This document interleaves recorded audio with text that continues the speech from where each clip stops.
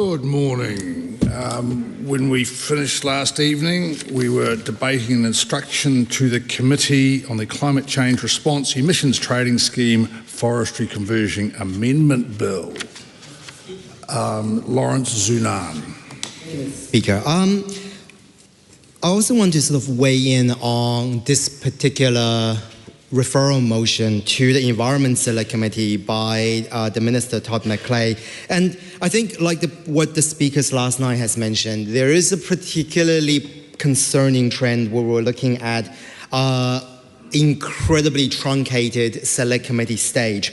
In this case, we're looking at, instead of even just the default, and even if you're looking at the lower end of that Select Committee process of being 4 months, even instead of the full 6 months, what we're seeing is a drastically truncated Select Committee process of 7 weeks, which, to be perfectly honest, doesn't give the public a lot of time to submit on it.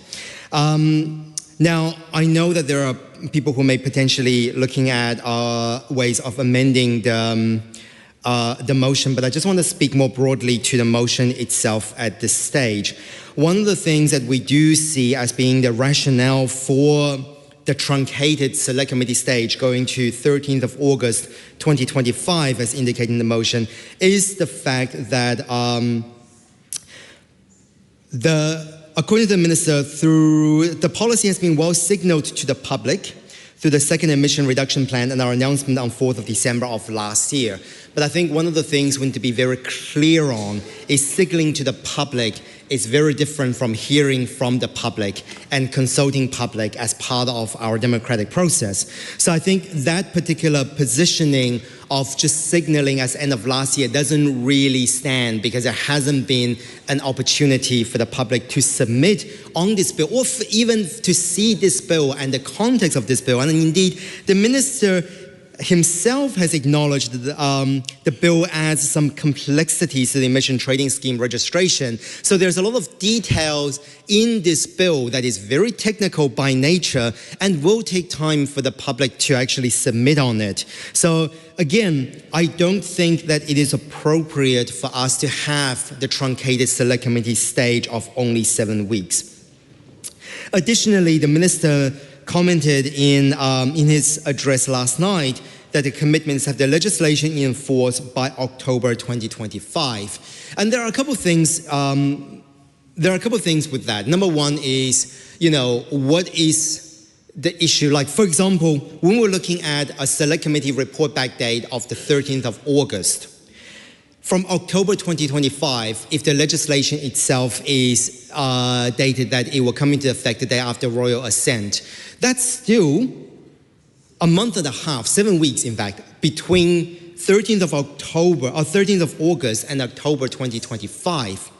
There's more than enough time to extend the Select Committee stage if the government really cares about this bill, to actually put it on the order paper for the second reading, committee stage, and third reading to be conducted within a 2-week period. And particularly, you could find any of the 2 sitting weeks in August to actually do something like this if we want the bill to be implemented in October. So alternatively, you could actually push it out, for example, from the 13th of August to even just a few weeks later, to give a few more weeks of time, and to, let's say, 13th of September, and you will then still have, or maybe not 13th of October, 13th of September, because there's 2 recess weeks then, but beginning of September, and you will still have 2 sitting weeks in the beginning of September to be able to complete the bill for it to come into effect. Or alternatively, if you're looking at coming into force from August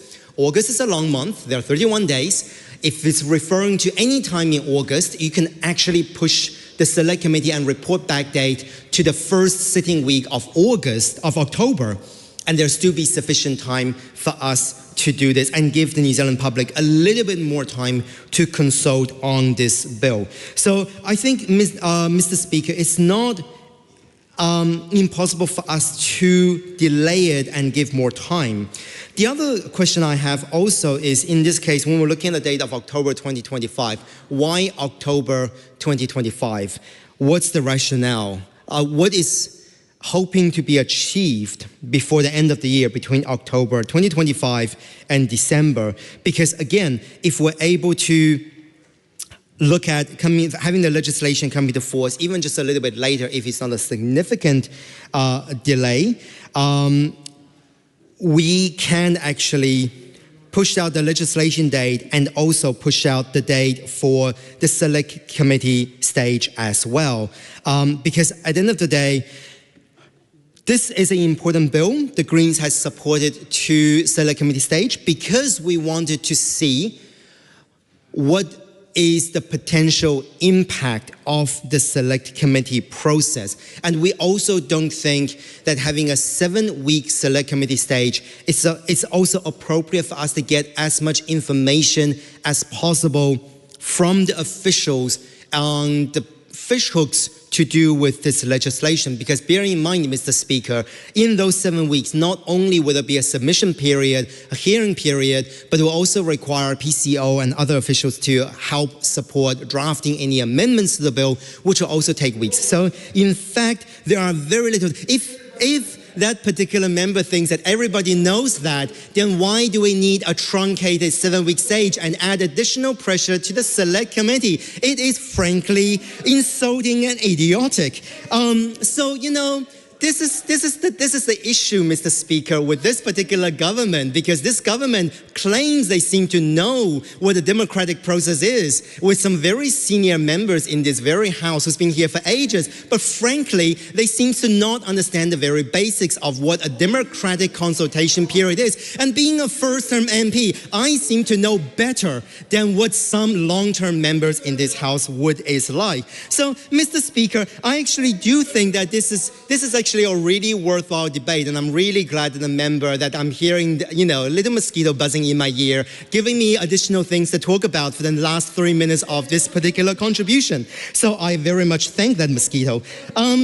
So, you know, in terms of this, what we do see is, so like I said, we would like to have a longer select committee stage because we would like to be able to ask officials. This is complex because we do want to hear from various ministries on this, that is relevant for this, not only MPI, but also MB and other officials as well. So I do think that there is worthwhile, and I'm sure that other people will have contributions and will have amendments, but I do think it's worthwhile for us to re-look at the motion and particularly the report back date of 13th of August 2025. Thank you, Mr. Speaker. Mr. Speaker. Kia ora, Mr. Speaker. It's a pleasure to rise. I move that the report back date be a period of 4 months. And Mr. Speaker, I do so because that gives effect to some of the previous contributions that have been made by members on this side of the House last night. Mr. Speaker, in relation to this bill, for the benefit of those tuning in at home earlier this morning, the Climate Change Response Emissions Trading Scheme Forestry Conversion, well, they might be tuning out as we get to the Right Honourable Winston Peters later in the morning. I think he's here because he knows that the Racing Industry Amendment Bill is on the list and he's wanting us to get to it, but he will just have to wait until we get to that point. But Mr. Speaker, you know, it was really interesting. I was not in the House last night, but I did listen and watch the contributions of members. So I want to reflect on some of the concerns that I have with what is a shortened report back date, because there was some confusion last night. And thankfully the Minister was able to clarify what date he actually meant.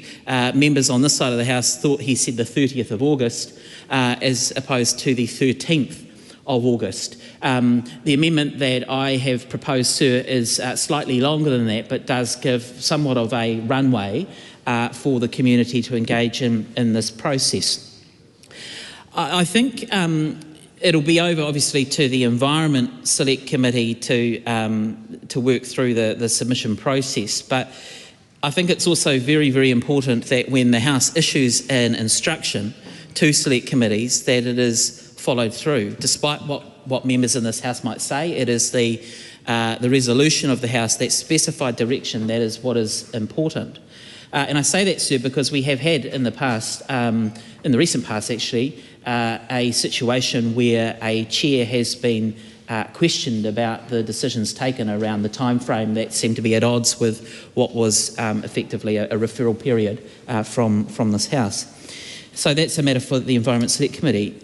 However, in seeking a 4-month report back date, I would hope that that provides a little bit more certainty. Well, it will provide certainty because it's specified to the community to be able to engage in this submission process. Now, the good thing, of course, is that this is a bill that is going to go for a submission process. Unfortunately, we often see the modus operandi of this government is that when bills are introduced in urgency, there is actually no select committee referral process. So that is helpful. But this is a bill that is complex. And I don't say that, sir, because that's my own view around that. That is the view of government ministers that are responsible for shepherding this bill through the Parliament. In fact, New Zealand First Minister, the Honourable Mark Patterson, indicated that in terms of the impact on rural communities, and he is the minister that holds that rural communities portfolio, he has indicated that this is a significant issue. And so one would have thought actually that if it is a significant issue, and that's not perhaps a word or a descriptor that particular minister uses from time to time, but if he is saying that it is significant for rural communities, the ministerial warrant that he holds, then I would have thought that being able to engage with the rural and non-rural community for an extended period of time, albeit a shorter period than the normal 6-month report back process, I thought would have been a no-brainer. So it is concerning that we are looking at the 13th of August in relation to that complexity. It's interesting because last night I received an email from a constituent who was interested in the progress of this bill through the House. I'd indicated that it hadn't actually made it through the House yet. But what that demonstrates, Mr. Speaker, is that there is, quite a level of interest in this. While fundamentally this might limit the amount or the quantity of land that could be basically used or converted to forestry for the purposes of the emissions trading scheme, this might impact on rural communities directly, but it also has an indirect kind of relativity to a whole range of different community members. And so this debate, sir, is about what is the appropriate length of time that this House would set aside for this matter to be looked into. And it's interesting because what the House heard last night from some government members by way of interjection is that the public already know about this. Well, there are lots of things that the public already know about. What's really important, though, is what are the parameters by which this House sets to allow for the public to engage in that process? And yes, we are in urgency, but I've looked at the regulatory impact statement and there are a number of matters in there. What I find really interesting, and this, sir, goes to the point around the haste within which this government seeks to truncate or shorten the report back period of time, is that we have a RIS, and again that's good because sometimes this is a government that doesn't actually want to put a RIS up for some of its bills. And the other thing I say, sir, is that we have, and the Honourable Dr Deborah Russell has indicated our cautious support for this. We are not in opposition to this bill receiving its first reading. In fact, we've actually already voted in favour of that. But what we want to make sure is that there is adequate and ample time for the community to engage. And when I look at the regulatory impact statement, what I find quite interesting is that this is something that was completed. The initial regulatory impact statement was actually completed in October of last year. There had been some amendments. Ministers had taken decisions, as we understand it, in March of this year. And so the analysis comes there. So this is not something that, as opposition members might say, the public have been aware of this. Yes, they have, and I appreciate that the Minister has indicated that the government has given a public commitment that they want to see this enacted, by October 2025. And Sir, I think that that is the driving reason behind the shortened report back period that this government seek the House to entertain. Now, this was a piece of work or a suite of changes that was in the pipeline for some time. And, you know, what we're starting to see is that, you know, there are a number of things that are in the pipeline, but for some reason the government wants to truncate what is a really important scrutiny aspect when it comes to particular bills. So let's not forget that the part of the purpose of the select committee process is obviously to allow the committee time to work through not just the submissions, but also what the responses are going to be in relation to the specific submissions that are received, and also the advice that officials and officers of the committee may provide. And so my amendment, sir, of a 4-month period, I think strikes an appropriate balance between not the full period of time, but also not a shortened truncated period of 13 August or thereabouts. The final point I wish to make, sir, is that the regulatory impact statement does raise a few issues around that whole, and my colleagues had touched on this, and I've delved into a little bit around the qualitative versus quantitative sort of response. What is really clear in the RIS is that this is a suite of changes that has not had an opportunity for public engagement. And we know that because when we have a look at that sort of time frame from October of last year right through to March and April, and then as recently as last night, the government obviously have been working on it. So we would like to see that this is something that is given fullness of the House's attention, and we think that a 4-month period is an appropriate report back time.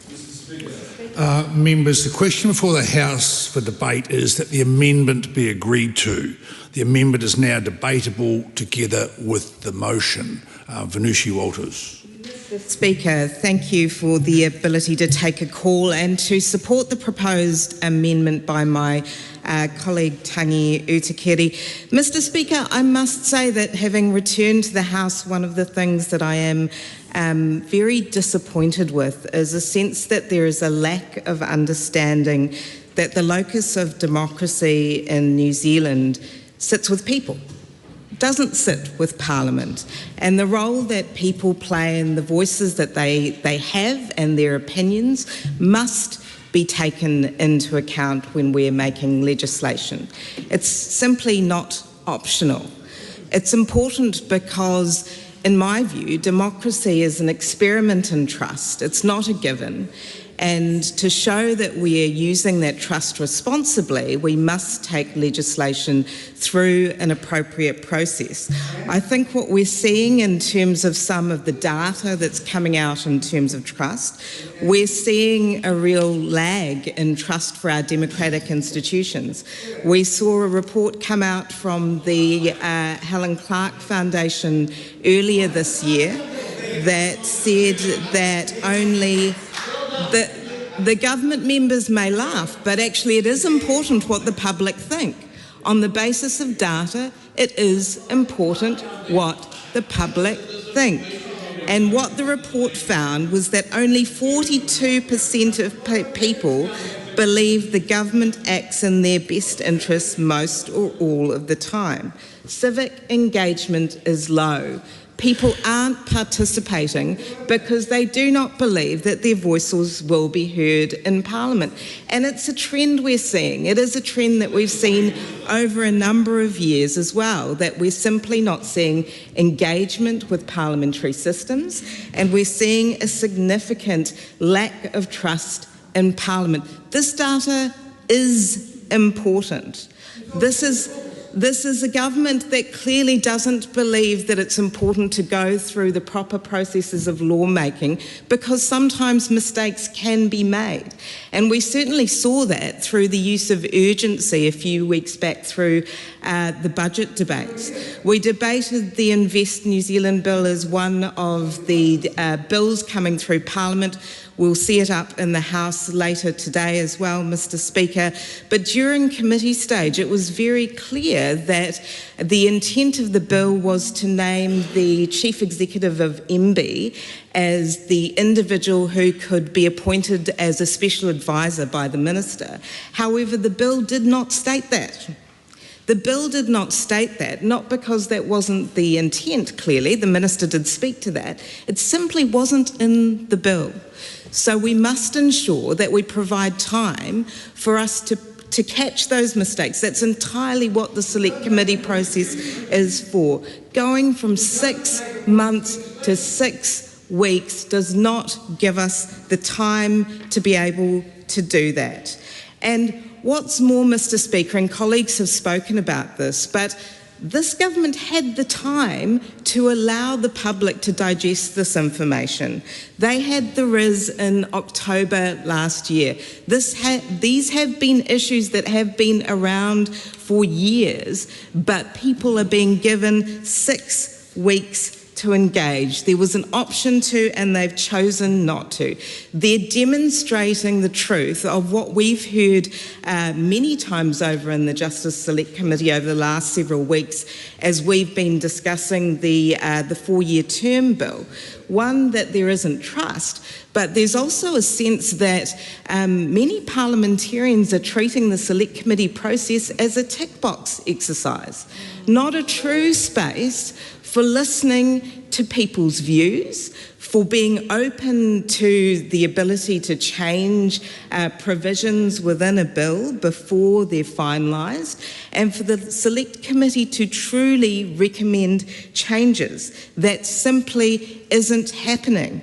Yesterday, last night, Dr. Duncan Webb spoke about who would be able to respond, and he made the excellent point that the rural communities, who the government often refer to as serving, would not be necessarily able to reprioritise work, engage with the bill, actively digest reports that ought to be coming to the table to be considered by Select Committee. Those communities are busy.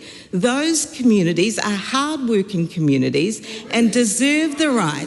They deserve, Mr. Peters, the right to engage with these issues just as much as the Wellington Beltway. They are not.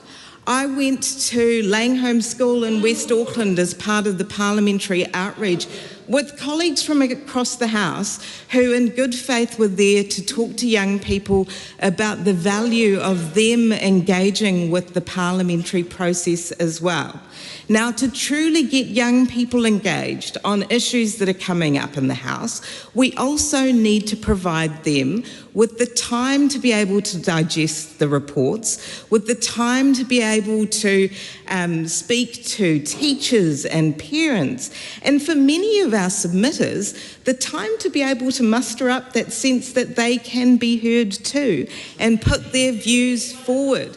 We should not be going the other way on the basis of the data that we have, that New Zealanders aren't trusting our parliamentary systems. We should be looking for better ways to engage rural communities, better, more engaging ways to include young people's views as well. And if this government truly did care about what New Zealanders thought, they would be taking the time to hear from New Zealanders.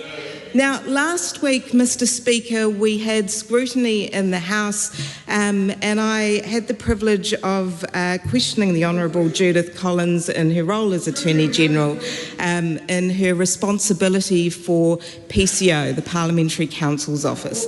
And another thing that the government appear to have a disregard for is the people who work in the role of preparing and drafting and proposing amendments in relation to the legislation that we produce. They are under the pump. You can go back and listen to the hearings. They are absolutely under the pump. The reports that we received talked about the stress it puts on the system when governments, any government, takes a big mandate of bills through urgency or shortens the period of time that PCO have to actively engage, not just with what the government have proposed and want to do, but also what the people have suggested as amendments. We need to be respectful that there are layers of process, including drafting layers, that must be adhered to if we're to get legislation that truly sticks and is lasting in New Zealand. New Zealanders are frustrated by governments and parliaments that pendulum swing back and forth because legislation hasn't adequately been considered in Parliament, and this has to change. It must change. I started by saying that democracy is an experiment in trust.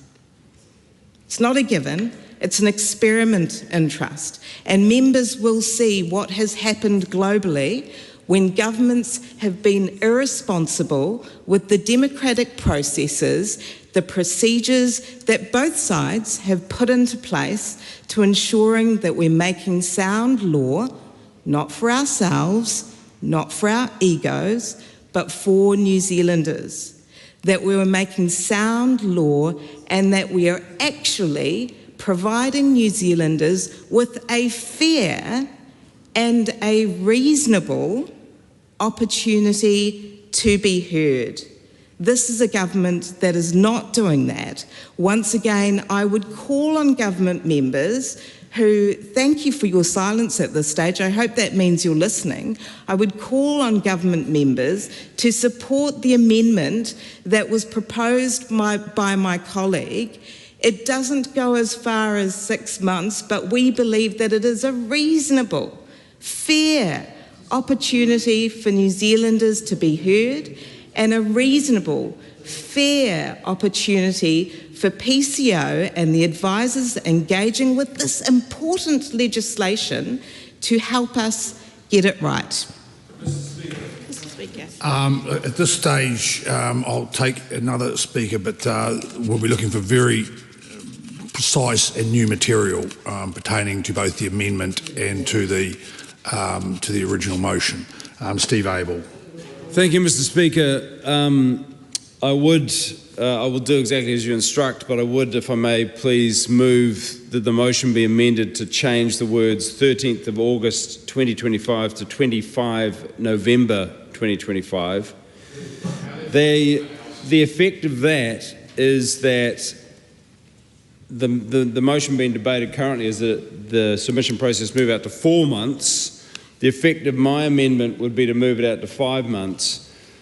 This is recognition that if it were to be 6 months, the closure of the submission process would be Christmas Day. That is too long. But the current proposal would mean as little as 10 days for people to compile their submissions and evaluate this piece of legislation so that it would be completed by the 13th of August. That is vastly too short a time. And I want to recognise on what members on the other side of the House said last night in the debate and remind everybody, and for your clarity, Mr. Speaker, that we are in unanimity about the need for us to address this big problem of loss of productive land to pine forests. So we are all in agreement this is a step in the right direction, though a tentative step. But it is a very significant piece of legislation, and one of the members from New Zealand First last night, Minister Mark Patterson, said he believed it was one of the most significant pieces of law to be passed through this House in this Parliament, in this term.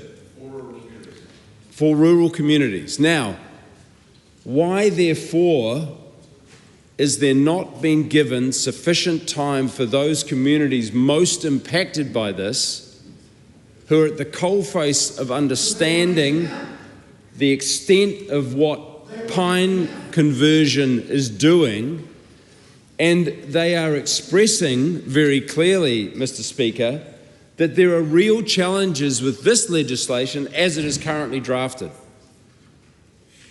So surely it is appropriate that we have a fulsome submission process. We need to hear from the likes of Beef and Lamb, who are concerned that the foundation of our breeding farms will be diminished by 15,000 hectares a year. This is beef and lamb, Mr. Speaker, speaking to the flaws with this bill as currently drafted.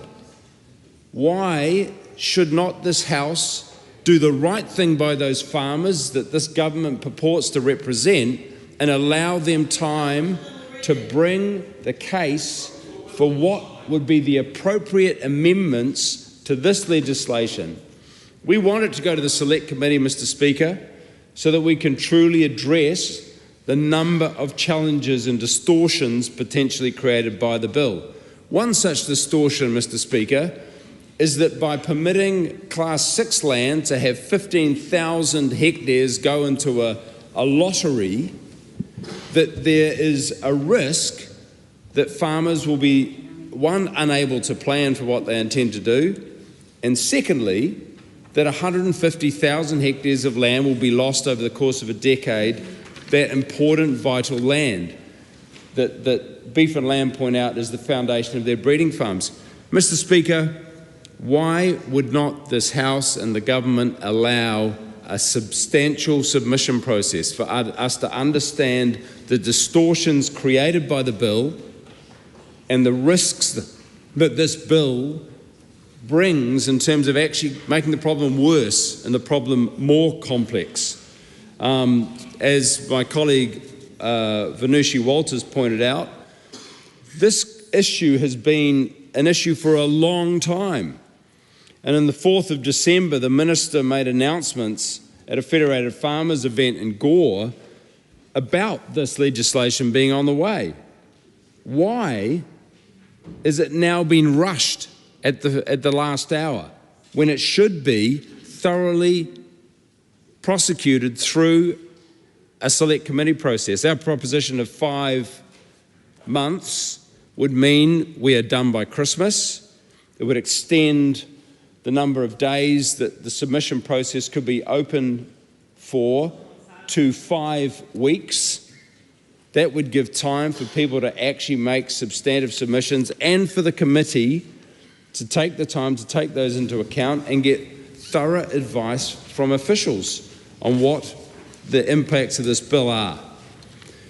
Mr. Speaker, if this legislation, as the government claim, is so significant for rural communities, it directly impacts on private property rights that the government purport to be deeply concerned about, surely we should give the time for those who are impacted by the legislation, who are having their private property rights restricted in terms of what they can do with their planting of pine trees. Surely they should have a right to respond to it in a thorough amount of time.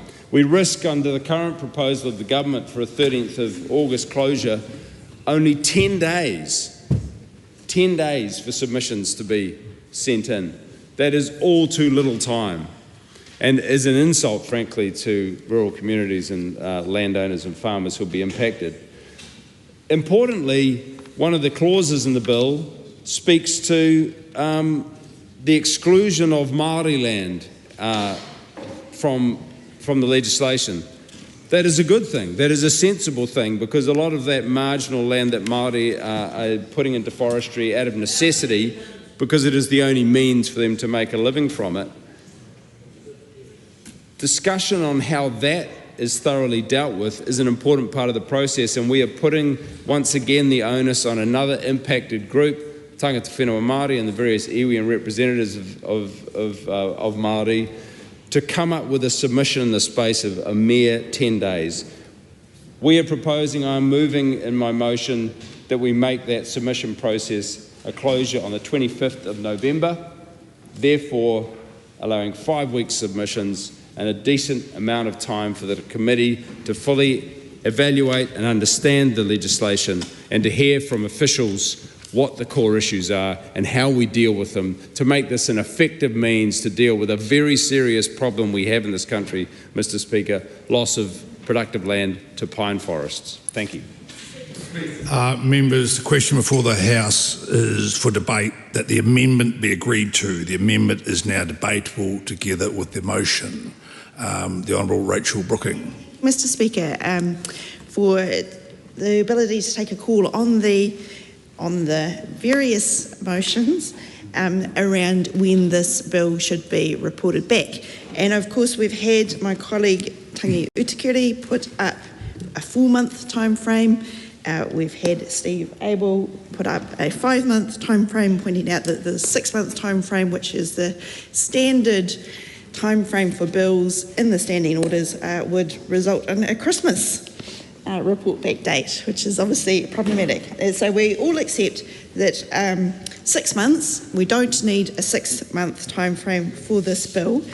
So, but the 7 weeks that the government has put up is too short. And of course, there is a recess coming up, and then we're sitting again, and then there's another recess week before the 13th of August, which is a sitting day, a sitting Wednesday, that the government has suggested that we're reporting back on this bill. And that, Mr. Speaker, is too short. And I want to take us to a point that the previous speakers touched on, and that is the lottery system in this bill.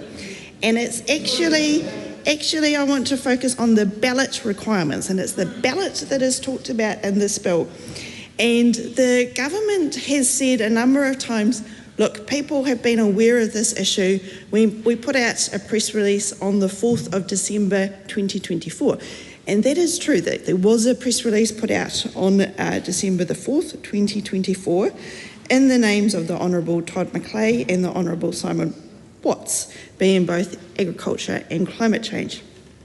And I believe Todd McClay is also forestry.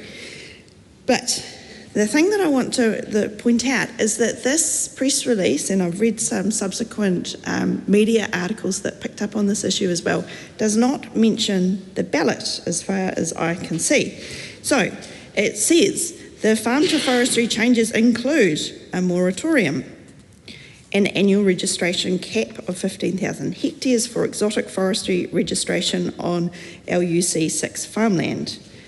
And then it goes on, allowing up to 25% to be planted, the ability for landowners to have their categorisation reassessed, excluding specific categories of Māori-owned land, and transitional measures. I have not obviously gone into all the detail there reading out that press release. But there is no mention of the ballot that I can see. And this is important because a lot of the bill is about the ballot. So we see on page 11 of the bill. You'll be wanting to context this very much so now that you're digging into the details of the bill itself. Well, the point is, Mr. Speaker, that the ballot requirements make up quite a significant part of the bill. And this is something that I believe I'm happy for the government members to take a call and explain how everybody was well aware of the ballot requirements.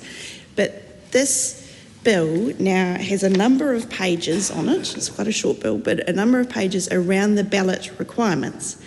Ballot requirements that were not signalled. Yes, so Minister Upston is saying that I should be speaking on the timing of the report back.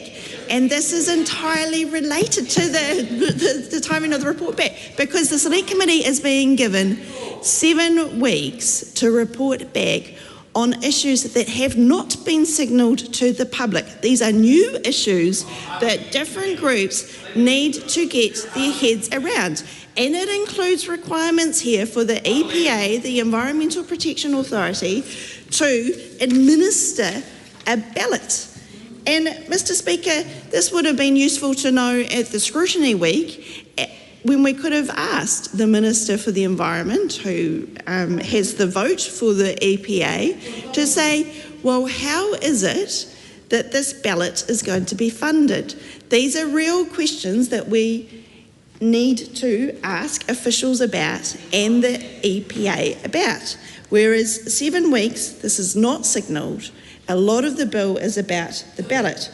So, and that is in addition to all of the other matters that are difficult, that are not apparent when you just read a press release that says farm conversions are going to be stopped, Mr. Speaker. Because if you just heard that farm conversions are going to be stopped, of course there are going to be some transitional provisions around that. There's this 25%, and there's going to be a lot of mapping required. There are a lot of regulations that need to be made under this bill as well. But then we see the bill, and it's actually a lot more complicated, which is why the Select Committee needs more than 7 weeks to report back. And we've had the suggestions, we've had the other motions from saying 4 months or 5 months, and those are much more realistic timeframes. 4 months is a timeframe whereby this House does not get the opportunity to do a debate like this, because it is accepted that whilst 4 months is shorter than the normal 6 months, there is enough time for some scrutiny, for the advisors to come and tell the Select Committee what the bill is about, for the submitters to make submissions. And Mr. Speaker, I acknowledge that most of the people who will be making submissions on this bill are likely to understand both the ETS, and it's a fairly small group of people in New Zealand that can say that, but I'm sure those people who do understand the ETS will be making submissions, and that these people are busy and they won't have very many weeks in which to make the submissions. If you take the 7 week, obviously the committee has to have time to hear those submissions well before the end of that 7 weeks. So, Mr. Speaker, when is it that the people will be able to make submissions, these highly sought after people who know about the ETS? Also, Mr. Speaker, there will be farming groups who want to make submissions as well, and landowners who will be trying to get to grips with, if they have this LUC Class 6 land, what this ballot means for them and how the ballot will work or not work, and whether the regulations that go with the ballot and also the EPA will be sufficient or not. So, Mr. Speaker, the point is 7 weeks, the 13th of August, is very soon. The government promised in December last year to have some legislation in place by October of this year. So that press release I read out was on the 4th of December. They had a RIS before that in October of 2024. Yes, the government made some further policy changes in March, but it is now the end of June. So if this is really that important to this government, if it is the most important thing for rural communities ever, and I acknowledge that it is a very important issue, but the government had a choice to bring this piece of legislation to that Environment Select Committee many moons ago. It has chosen not to do that, and as a consequence, people who know about the ETS, people who know about the forestry sector, of course it's very relevant to them as well, people who have this landowners are going to miss the opportunity to have their submissions and their concerns properly addressed. And that is just not good enough, Mr. Speaker, which is why I am standing in support of my colleague Tangi Utakiri's motion that it should be at least a 4 month. Well, it should be a 4 month. That is what he has put up. It should be 4 months for the reporting back of this bill, not 7 weeks. We need to hear from these people. We need to consider it properly, because if we don't, then we will have unintended consequences from a complicated new ballot system that I'm fairly sure, I'm happy to be corrected by members on the other side, but I am not aware of the Environmental Protection Authority having an existing ballot system for any of the different jobs that it does. And Mr. Speaker, the EPA does a range of different, has many different functions across many different pieces of legislation. It's quite an interesting organisation in terms of that it provides for hazardous substances, and also one of its roles is, or it regulates for hazardous substances. Another role is that it administers the ETS, so the emissions scheme, the computers that do the ETS, the calculations, they're all housed with the EPA. Vanessa Winnick. I move that debate on this question now close. Lawrence Sunan, noting that you have spoken this debate and any discussion will be around amendments and will be very tight. Yep. And it's just quite hard to imagine that there'll be much more can be said at this stage. Don't see it as a challenge, but I'll be listening very carefully. Lawrence Sunan. Thank you, Mr. Speaker. I move that the motion be amended to delete the words "at any time while the House is sitting, except during oral questions, during any evenings on a day on which there has been a sitting of the House," and 196. Mr. Speaker, I think one of the things that hasn't been discussed in terms of the deferral motion so far, although there's been a number of contributions around the date, which I will only speak to the two amendments later on, because I have not spoken to the two amendments.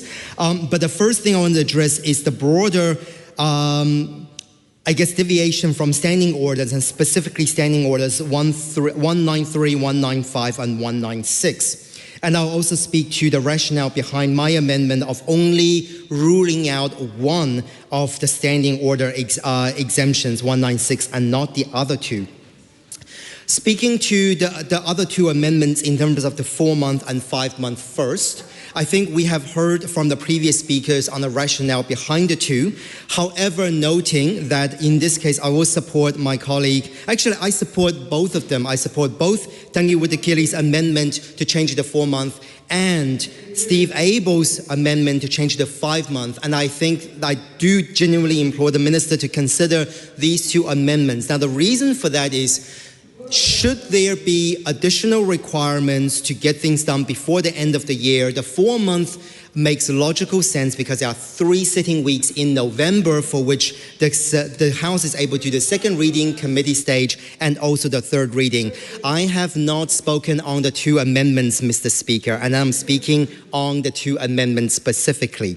And that, should that everything be done in November, still gives December for officials, etc., for implementation. However, if that is not a consideration, the reason I will support Steve Abel's 5-month amendment is that there are still 2 weeks in December for there to be second reading, committee stage, and also third reading. Now, the reason I'm focusing on the exemptions of standing orders 193, 195, and 196 is that should there be an absolute requirement that this something needs to be done within 7 weeks, I actually think that the meetings on a Friday under standing orders 193 makes logical sense, and meeting outside of the Wellington area during sitting standing orders 195 is particularly important. As we heard from the previous speakers, this is something that affects rural community in particular. So I also then look forward to the opportunity maybe for the Environment Committee to actually go to some of these areas within that 7 weeks to actually make it easier for rural communities to be able to submit on this as well and do more public hearings as a result of the truncated time period.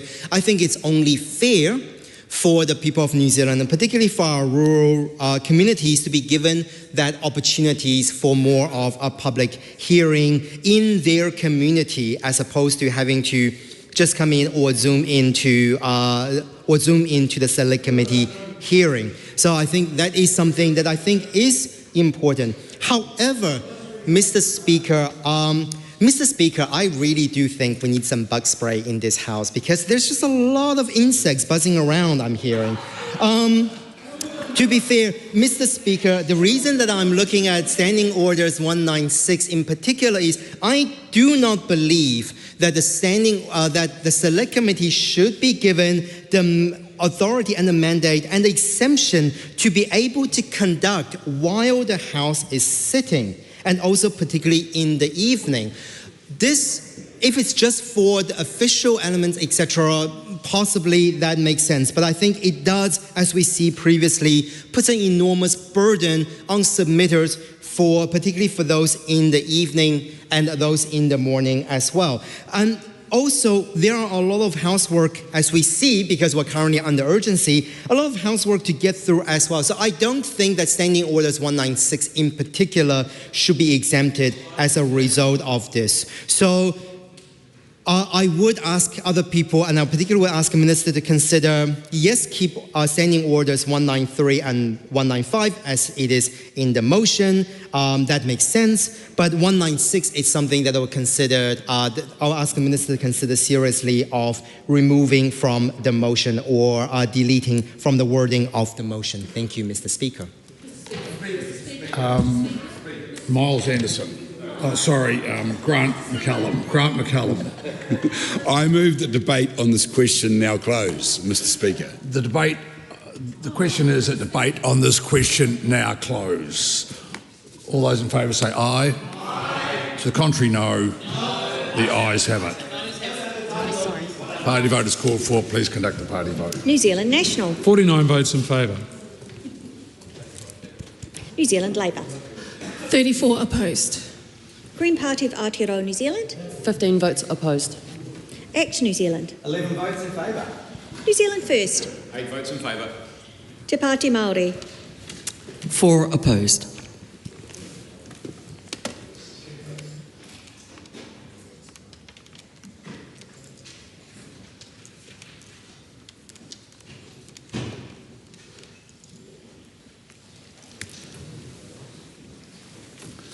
The ayes are 68, the noes are 53. The question is agreed.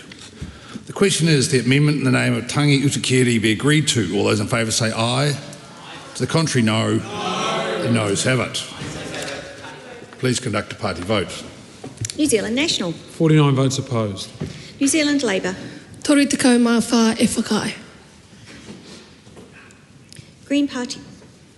Green 15 Party of Aotearoa New Zealand. 15 votes in favour. Act New Zealand. 11 votes opposed. New Zealand First. 8 votes opposed.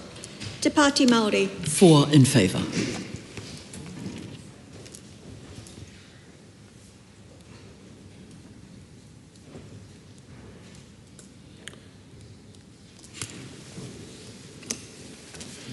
The ayes are 53, the noes are 48. The question is agreed.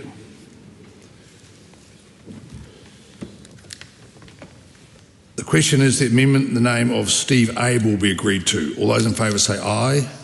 To the contrary, no. The noes have it. A party vote is called for. Please conduct a party vote. New Zealand National. 49 votes opposed. New Zealand Labour. Tori te kau mā whā e whakai. Green Party of Aotearoa New Zealand. 15 in favour. Act New Zealand. 11 opposed. New Zealand First. 8 votes opposed. Te Pāti Māori. 4 in favour.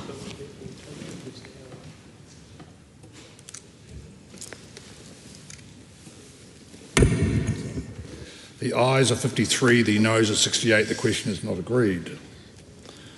The question is the amendment in the name of Dr. Lawrence Zunan be agreed to. All those in favour say aye. To the contrary, no. The noes have it. Party vote is called for. Please conduct a party vote. New Zealand National. 49 votes opposed. New Zealand Labour. Tori te kau mā whā e whakai. Green Party of Aotearoa New Zealand. 15 in favour. Act New Zealand. 11 votes opposed. New Zealand First. 8 votes opposed. Te Pāti Māori.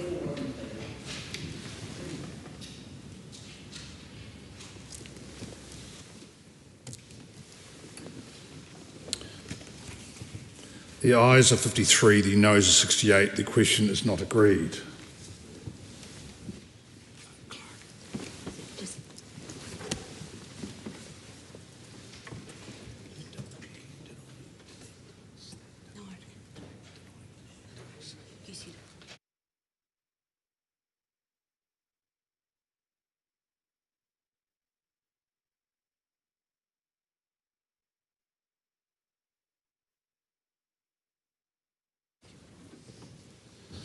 I just want to clarify to the House that the amendment in the name of Tangi Utakere, the question was not agreed. The question is that the motion be agreed to. Those of that opinion will say aye. To the contrary, no. The noes have it. Party vote is called for. Please conduct a party vote. Only the minority can No, no. So only the people in the minority. So otherwise you can just say the ayes have it. Or no? We didn't need to call. Just conduct a party vote. Okay. New Zealand National, 49 votes in favour. New Zealand Labour, Tori te kau mā whai whakahe. Green Party of Aotearoa New Zealand, 15 opposed. ACT New Zealand, 11 in favour. ACT New Zealand First, 8 votes in favour. Te Pāti Māori, 4 opposed.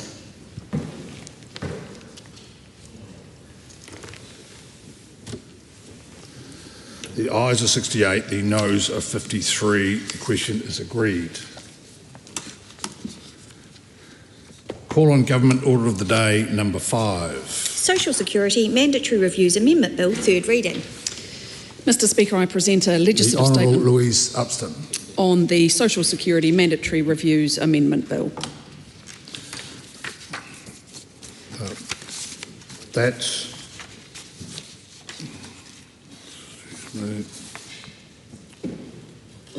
That legislative statement is published on the authority of the House and can be found on the Parliament website.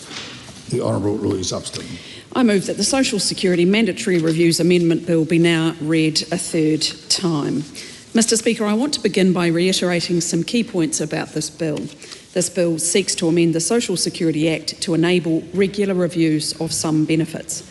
It establishes a process for MSD to regularly review people's circumstances to ensure that they are receiving the correct entitlement. The changes are expected to create savings to the government. The full automated decision-making budget package is expected to return 158 million savings over 5 years net of operational costs. In my final speech, I want to touch further on the processes that will support clients. Firstly, some clients will be engaging with MSD throughout the year to provide updates on their circumstances. The bill provides the review would not be required until 52 weeks after the previous time they confirmed their circumstances with MSD. This process ensures that their engagements confirming a client's circumstances reset the 52-week period, which is more efficient for MSD and of course less onerous for clients. All specified benefits a client is getting will be reviewed together at one time, and MSD clients will not need to seek additional medical certificates as part of the review. I am aware that through no fault of their own, some clients will either not be able to respond to the review at all or respond within the required timeframe. To support delivery of the policy, the bill will introduce exceptions and exemptions to the process, and MSD will be able to grant some clients an extension of time to respond. I acknowledge that there's been concern recently about the use of automated decision-making within the welfare system. However, MSD has a rigorous oversight mechanism for its use of automated decision-making. The automated decision-making standard is required by law and provides safeguards for MSD's use of automated decision-making. The changes come into force on the 2nd of March 2026. Mr Speaker, I commend the bill to the House. The Honourable Willie Jackson. Thank you, Mr Speaker. Once again, we have another cruel bill that's been rolled out by this government that is sadly really going to affect our communities. We're seeing a policy designed to be obtuse, designed to confuse, Mr Speaker, designed to catch people out so that they can be penalised further. Mr Speaker, we see a government that feels like that they've given up trying and are now implementing more bureaucracy to ensure that the very people they're supposed to be serving are too frightened to ask for help. It's a real concern for myself, for our communities. Joseph Mooney, I know he's concerned about it really. He hasn't been particularly vocal on this, but I'm sure he'll be a bit vocal later on to denounce what I think is a very, very negative bill, Mr Speaker, for our communities. Beneficiaries, Mr Speaker, shouldn't fear their government, but that's exactly what it seems that this government wants. It's a government that is putting the fear of God into some of our good people at the cold face. Mr. Speaker, MSD admitted during scrutiny week that they're already under pressure as their frontline operational capacity has remained broadly unchanged, and there have been over 700 cuts, Mr. Speaker, 700 cuts to their backroom staff. The rise in main benefit recipients now means they must serve an additional 30,000 more people, and we've already seen a decline in accurate assessment, with a quarter of beneficiaries not receiving their full entitlements. Now the government has heaped more pressure on MSD's operational capacity, essentially doubling the amount of job seeker applications MSD must process in any given year, notwithstanding the forecast rise in job seeker numbers. This is on top of other requests the government has heaped on the government on the MSD, such as implementing the traffic light system, increasing the amount of job seekers eligible for case management, increasing the amount of sanctions imposed on beneficiaries, increasing the amount of meetings job seekers must attend. The pressures on our community are endless, and people don't know whether they're coming and going. Mr. Speaker, the RIS alone shows the government should not have proceeded with these changes, and that's just from what we can see, because a lot of this report, Madam Speaker, is redacted. Why is the government, the question is, why is the government so afraid of showing us what this policy will really do? Madam Speaker, the short period of time between MSD recording a discrepancy and suspending housing allowances will generate more homelessness. And the governments don't have a problem with rolling this out. We heard the Minister this morning with maybe one of the shortest third reading speeches we've heard for some time, rolling out a third reading speech with a bill of such significance is worrying, Madam Speaker, for our communities and for this country. This is going to have an immense effect on Madam Speaker, on our communities, but this government doesn't care about the damage they're causing with these. We're talking about new harsh sanctions because they're focused, Madam Speaker, like Mr. Seymour's, their beloved acting Prime Minister is on their rich mates. And that's what it's all about. Never mind the vulnerable, never mind those who are struggling at the moment. To get a budget across, you make a sacrifice, and the sacrifice here, Madam Speaker, have been beneficiaries, have been workers, have been women.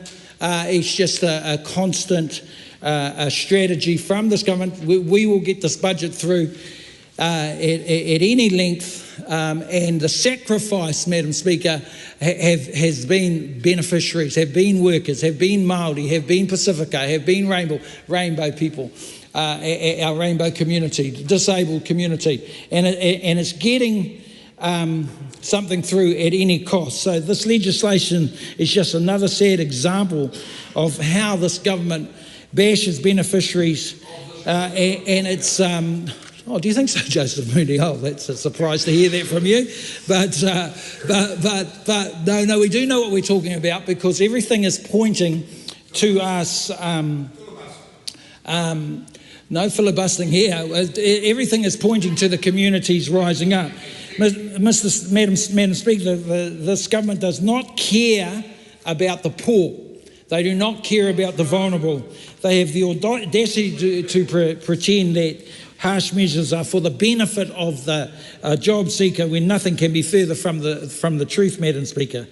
The RIS, as I said earlier, highlights that one of the consequences may be that MSD will have to direct more resources towards compliance, and therefore away from employment initiatives. They will literally have to put less resources into helping beneficiaries into work, and surely that is not what any reasonable government should be doing. Research cited in the RIS highlights that sanctions, and that's where we're heading, Madam Speaker, even though they might be denying it, but they're very clear that sanctions may increase mental and physical health problems, including substance abuse and poverty.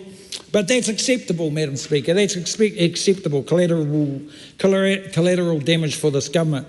Nothing in this legislation is a helping hand for job seekers. It's a closed fist used to punch down on them. The government should be ashamed of their cruelty pretending to care, because our communities are seeing through this and they're seeing through it. They're seeing through this ACT party. You've got an ACT party leader currently embarrassing himself, Madam Speaker, as the Deputy Prime Minister, attacking good people out there. I don't mind him attacking me. I enjoy him attacking me. I quite like it. I quite like the acting Prime Minister attacking me. It sounds really like an offer, but we might come back to the bill. Oh, yeah, well, I might be diverting a little bit. But, you know, Mr Seymour, you attack me, I enjoy it. But stop attacking great people like Professor Anne Salmon. And these are great people. These are pillars of our community. Show some courage, Mr Seymour, and just attack me. I enjoy it.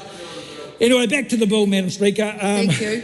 This is not, if we're being honest, this is not an effective way in terms of supporting our community to deny people welfare and make the process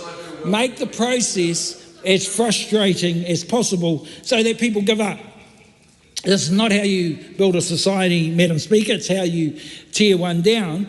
And the Labour Party opposes these amendments. We can see no value, Madam Speaker, in harassing job seekers any more than they currently are. And we have deep misgivings of the some of the aspects in terms of some of the automation, although we understand AI, but it's automation at the expense of workers who know the job, who are equipped to do the job, is a worry. So we want to see policy that helps people find work, not punish them for seeking help in the first place. So I just want to wrap up there, Madam Speaker, but remind our communities that Labor will continue to respond on their behalf. We will not put budgets out at the expense of workers, at the expense of women. No, we haven't. We won't sacrifice our communities. We won't sacrifice our women for landlords or the rich mates of David Seymour. We will not attack good leaders and good people in this country and have a little fun because it suits us. We will always, Madam Speaker, advocate on the behalf of our people, our constituency and our community, and we are absolutely opposed to this bill. Kia ora, Madam Speaker. Madam Speaker. Dr. Lawrence Shunan. Thank you, Madam Speaker. I rise on behalf of the Green Party of Aotearoa, New Zealand to strongly oppose this bill, but because this is a bill that is continuing this government's agenda to punch down on the poor, to create more blue tapes for the people of Aotearoa, New Zealand, and to be perfectly honest, to a government that loves cars so much they want more people to live in them. But to start with, Madam Speaker, it is frankly insulting to have a minister who make all of these sweeping changes to the people of Aotearoa, New Zealand, to put this bill under urgency, but could not even muster the courage to give a third reading speech that was longer than even 3 minutes. That is frankly insulting, Madam Speaker. Now, when it comes to this bill, let's start with the committee stage.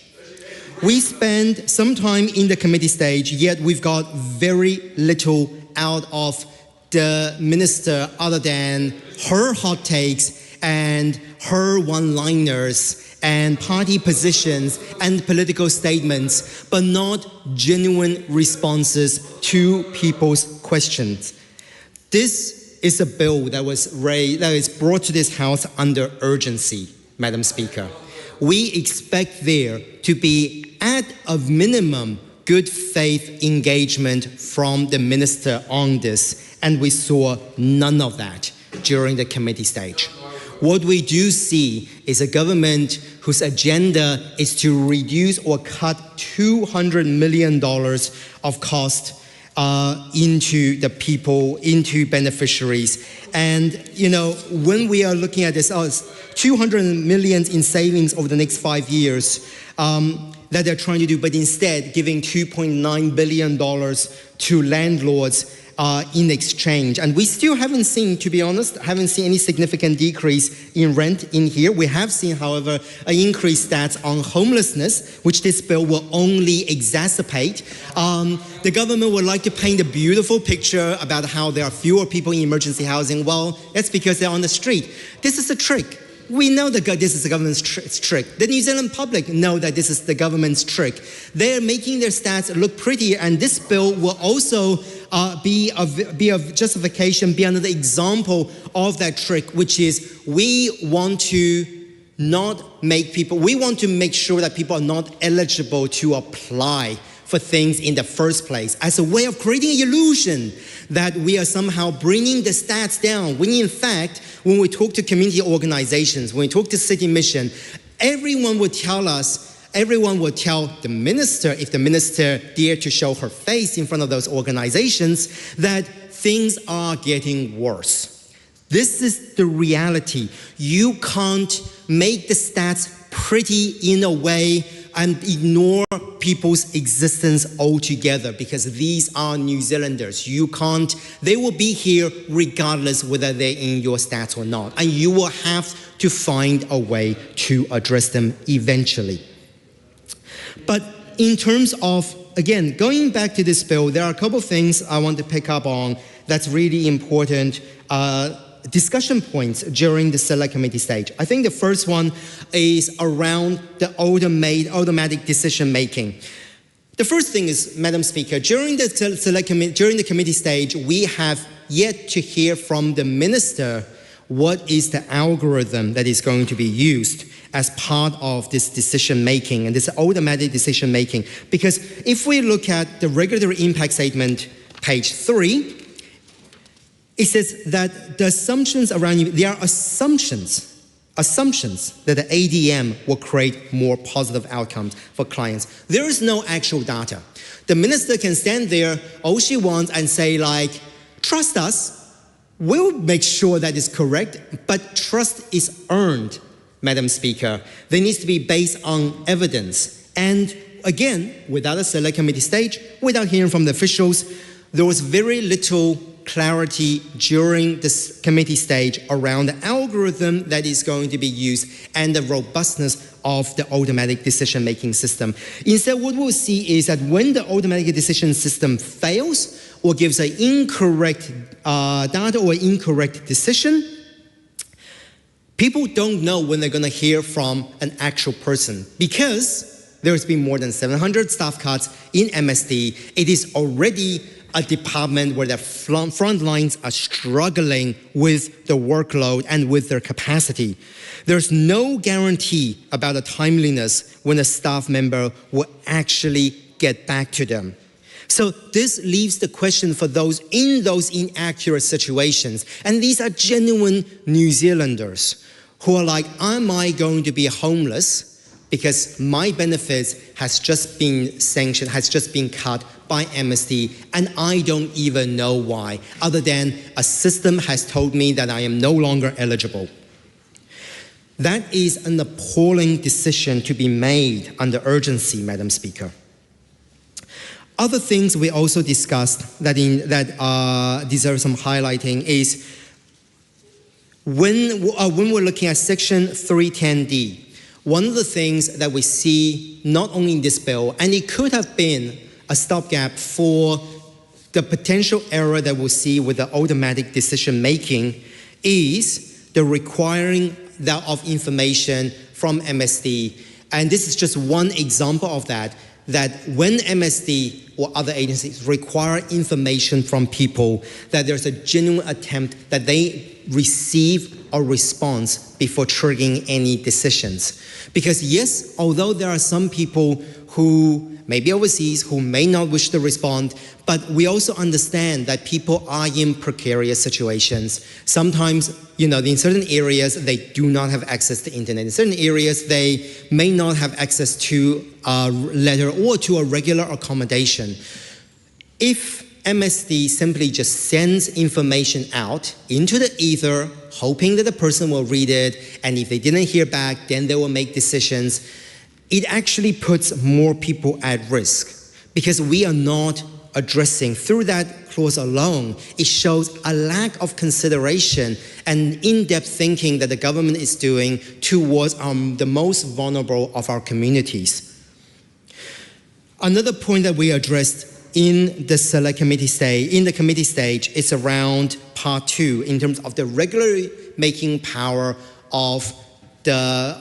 by ordering council, and this is section 438A. And I think one of the reasons why this was so important is because they are able to add on by ordering council, i.e. as a secondary legislation, of the kind of regulations or the changes to the specified benefit or specific benefit that is named.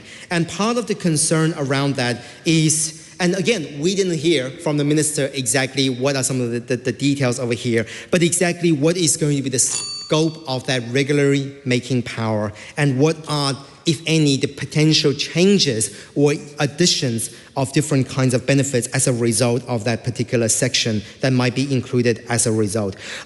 So there's a lot of things that we didn't hear from the minister during the committee stage.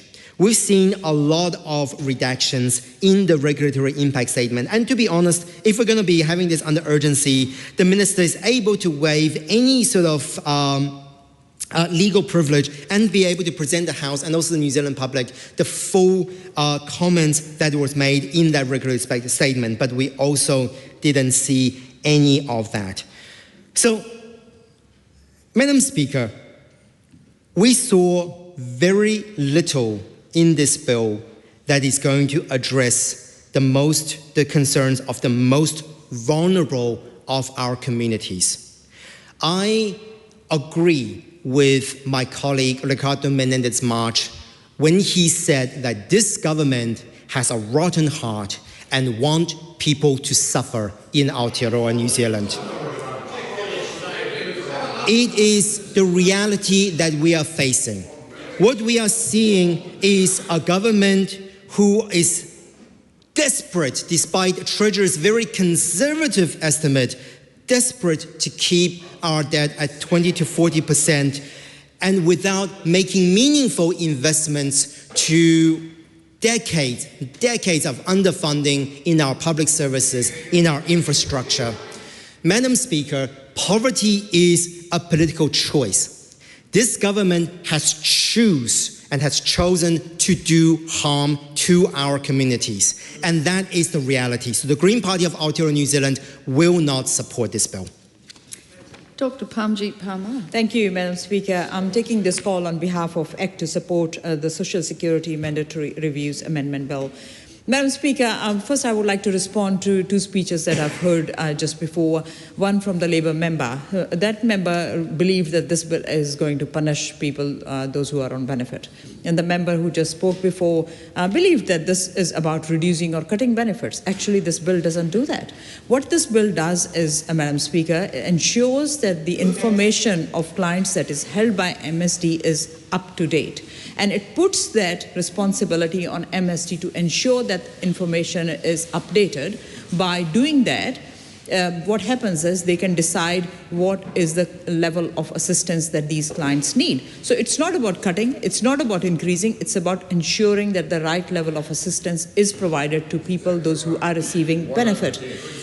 Madam Speaker, we know that people's situations change. Sometimes the numbers of boarders they have that will change. Sometimes their income will change. Sometimes their family situations will change. And all these things are taken into consideration when benefit is decided. So that is what this is about. And sometimes people forget to update their information, proactively call MSD. Yes, there is an obligation that they should be calling MSD and updating information about any changes in regards to their income or family situation. But sometimes they forget. And that is why we are putting this responsibility on MSD to ensure that the information is updated. And this is done every 52 weeks. But if it has been already updated through any other mechanism, then MSD doesn't need to chase these people. And there will be provisions for exceptions, exemptions, and also extension. So what we require is these people to actually communicate with MSD and inform what their circumstances are, and then MSD can decide if an exception is needed, exemption is needed, or an extension is needed. But that information is really crucial to decide what level of benefit people should be receiving. It's a really good bill, Madam Speaker, because this actually puts more trust in our welfare system. We are really proud of the way our welfare system works, and we want to see that it continues to deliver for people, those who really need the system. And that's why ACT Party supports this bill and commends this bill to the House. Thank you. Tanya Unkovic. Thank you, Madam Speaker. I rise on behalf of New Zealand First to stand in support of the Social Security Mandatory Reviews Amendment Bill. Now, I stand on behalf of New Zealand First, a party that does in fact have a big heart, not a rotten heart, from a government that have big hearts. And as much as I like the member opposite, what he said before wasn't very becoming, unfortunately, and did spoil his speech somewhat. But no, we do have big hearts. And one thing that I would like to compare is a speech given by a fellow member, actually, during the last sitting week on this particular bill. And it was a very endearing speech, and she made the comment, now what would Jesus do? And it got me thinking, well, Jesus, someone with a big heart. So what I think Jesus would do is that he would help feed others. He would help feed as many as he could. But another thing that Jesus would do, because he's got a big heart, is he would teach them how to fish and catch their own fish. He may not supply rods. I don't think they had rods back in those days. But he would supply nets, and he would teach them how to fish. So New Zealand First, we really do believe in personal responsibility, and whilst we really agree in ensuring that everyone gets a leg up and a hand up, to ensure that in some way we help them to find that greatness within so that they can then make the decision to move up in life themselves and say, hey, I can do a little bit more for myself. I commend this bill to the House. The next call is a split call. Mario Mino Kapakingi. Morena, Madam Speaker, kia ora tātou te whare.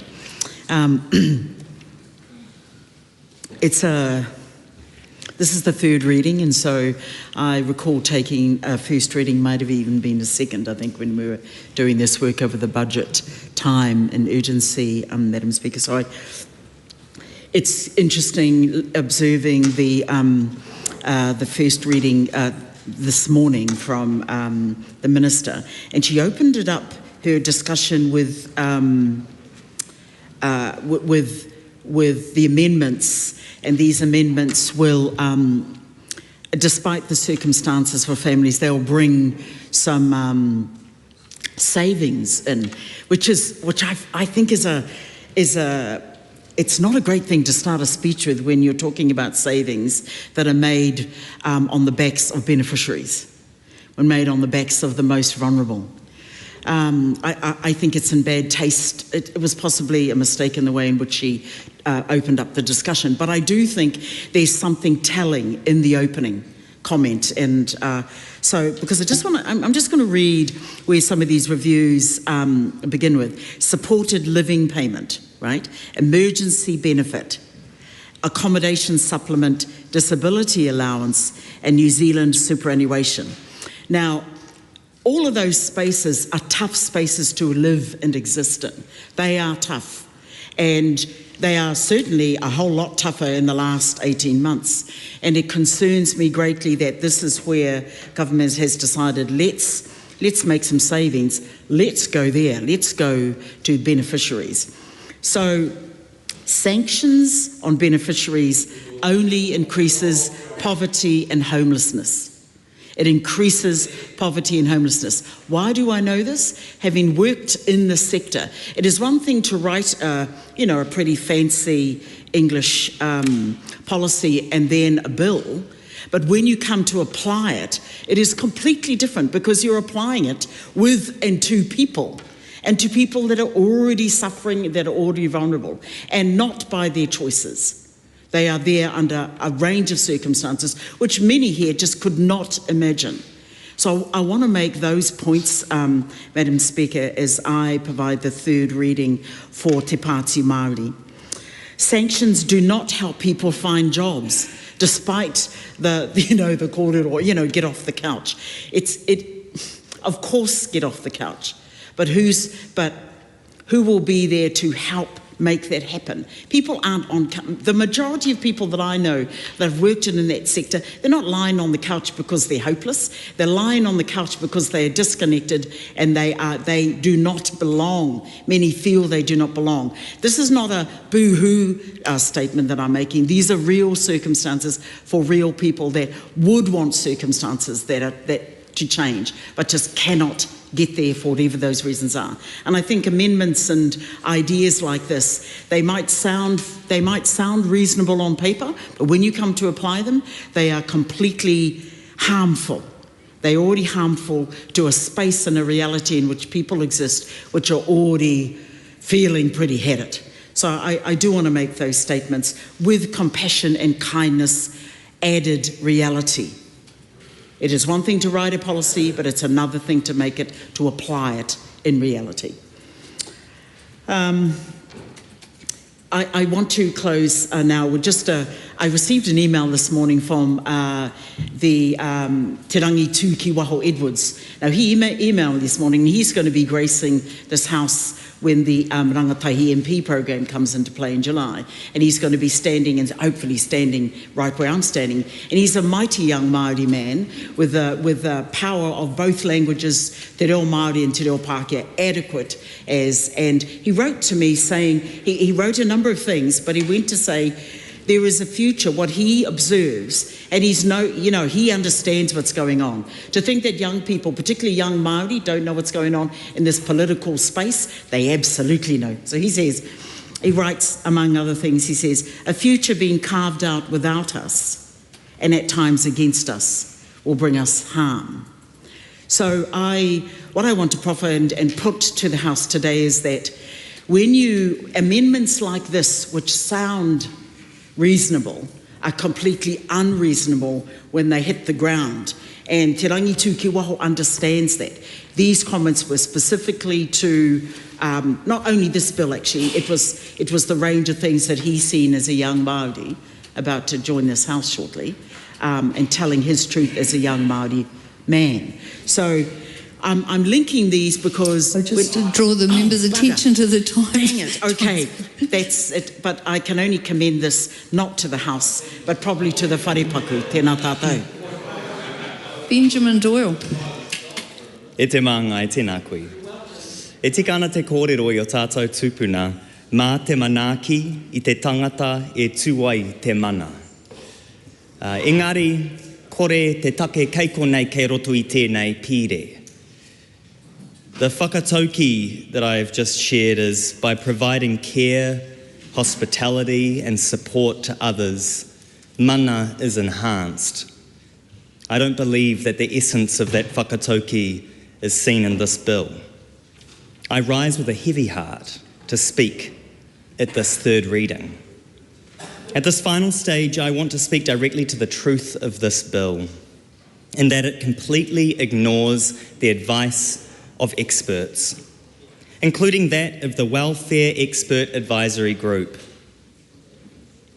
The Welfare Expert Advisory Group was the advice that was based on thousands of submissions, lived experience, and years of robust analysis.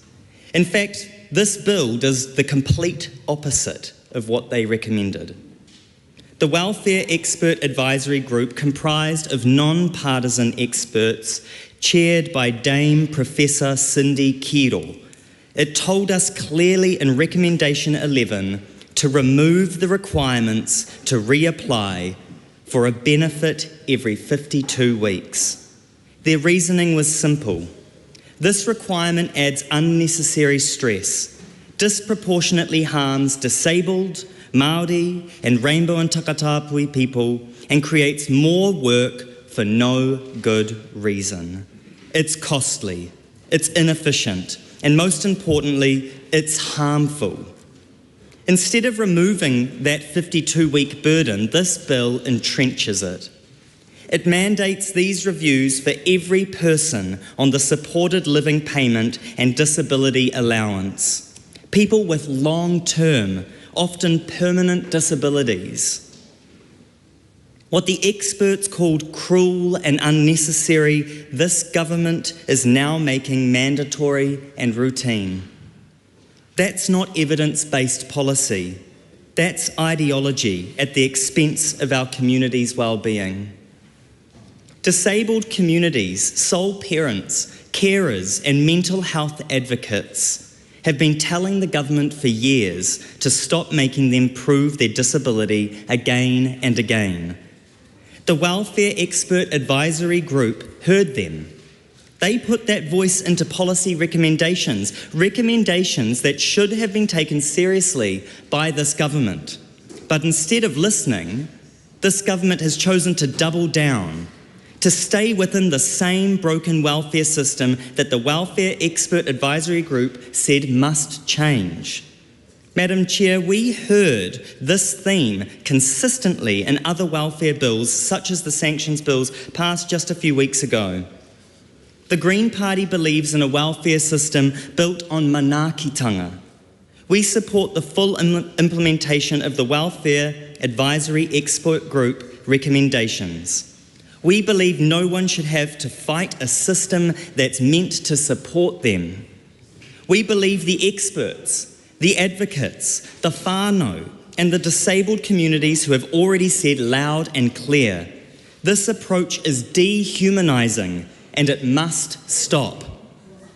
To support this bill is to say the voices of our community don't matter, that expert advice doesn't matter, that kindness and dignity don't matter. The Green Party refuses to support this bill. We will vote against this bill and stand with those this government has chosen to ignore. Let this be clear. The evidence says this bill causes harm. The experts said don't do it. And this House should have listened. Mā te manaaki I te tangata, e tu ai te mana. Joseph Mooney. Thank you very much, Madam Speaker. I want to take this opportunity to bring the House back to reality rather than the fantasy that the members of opposition live in who don't actually read bills. This bill, Madam Speaker, is very simple. It amends the Social Security Act to enable an efficient and proactive welfare system where clients receive the correct entitlement and ensures that every year, every 52 weeks, there is a requirement that MSC must review a client's eligibility and the rate of a specified benefit to ensure they're getting the right amount. That's what this bill is about, rather than that nonsense that the opposition's been on about. It's a great bill, and it's New Zealand will be surprised it's not already in place. I commend it to the House. Finucci Walters. Thank you, Madam Speaker, for the opportunity to take a call to speak against this bill. I'd just like to start my contribution more or less on the same theme as I made my last submission, and it's in regards to the lack of good process. We heard the Minister at her first third reading speech be extremely brief in terms of her contributions, and I just wanted to express concern about that. I see that there are lawyers on the other side of the House. As a lawyer myself, Madam Speaker, one of the things we refer to in terms of understanding the scope and the intent of a bill is the third reading speech of the Minister in charge. It's in fact one of the first things that we go to best understand the government's intent. The reason we go to the third reading speech is that the expectation of this House is that we look at legislation that's introduced and then we better it. We listen to the critiques and we make amendments, and so the best reflection of what the final intent is the final reading, the third reading speech of the Minister. And my concern is that the brevity with which that was delivered is demonstrative of the government's lack of intent to genuinely listen. on many of these bills. And the problem, Madam Speaker, is not just a problem for us, it is a problem for the people of New Zealand. We must be able to trust that this government is listening. We must be able to trust that committee stage is respected and that amendments are legitimately considered. And I just have a real concern that this is the state of things as they are and are to come, that we're not treating those third reading speeches with the respect that our democracy demands.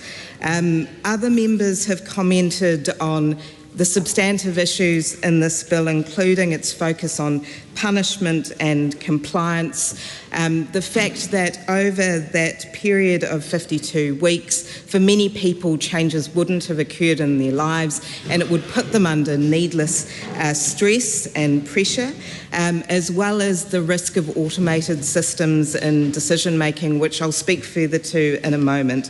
The chief concern I had in relation to how this bill's considered, I did want to speak to, and it's in relation to some legal advice that was given to the Attorney General on the 15th of May in regards to whether the bill complies with the Bill of Rights Act. So the advice concludes that the bill does appear to be consistent with the rights and freedoms affirmed in the BORA, and in reaching that conclusion, the justice officials looked at Section 14, which concerns freedom of expression. So the first point or question I'd ask is whether within the BORA there is a right to privacy. So interestingly here, while there isn't a fulsome standalone right to privacy within the Bill of Rights Act, the interpretation of Section 14, which affirms that everyone has the right to freedom of expression, including the freedom to seek, receive and impart information and opinions of any kind and in any form, is also interpreted as including the right not to be compelled to say certain things or to provide certain information. Now, the legal advice to the Attorney General acknowledges this point, that it's quite broad in its scope, and it also acknowledges Clause 4 of the bill in front of us, which requires a beneficiary to provide MSD with information and answers to questions for the purpose of a mandatory review. Now, what's interesting, Madam Speaker, is the way in which this requirement is framed within the bill. It's framed is that exactly as I've set it out, so very, very broadly and generally in Clause 310C with reference to Clause 310D. And what's surprising in terms of the next part of the opinion is that the advice recognises that the bill doesn't specify the limit on the information that could be sought or could be asked for. So there's no statutory limit on what can be asked for. And the other surprising thing is that in terms of the interpretation of whether something is consistent with the Bill of Rights Act or not, is Section 5 says that limits must be no more than is reasonably necessary for sufficient achievement of the objective. Now, presumably, Madam Speaker, the objective here is to make an assessment on particular facts. Therefore, my assumption would be a reasonable limitation of the right to privacy that I've just referenced would be written into the bill by specifying only the information that the person needed to provide. The advice from the Ministry of Justice is that the bill complies with that Section 5 requirement because there would be to quote, an expectation that when applying the law, the only questions that will be asked are regarding information related to the purpose of the review. Madam Speaker, I don't believe that it's sufficient for us simply to have an expectation that that's how it will be interpreted. My firm sense is that where it's possible to specify within legislation the limits of a right, that is the preferable option in a democracy that is being true to the rights that people hold. This was a question that was considered in the authority on this point, which is Hansen. It's the interpretation of the key clauses in the Bill of Rights Act. And in that case, it was spelt out that limitations must be set out in an Act of Parliament or in subordinate legislation or the common law. Now, it's unclear in the advice that was provided by the Ministry of Justice to the Attorney General where that guidance is set out. It's actually simply not there. So the advice, in my view, appears to be flawed. That's the first issue. Now, I'm not saying that, errors do happen. This is part and parcel of why we have the parliamentary process as it is.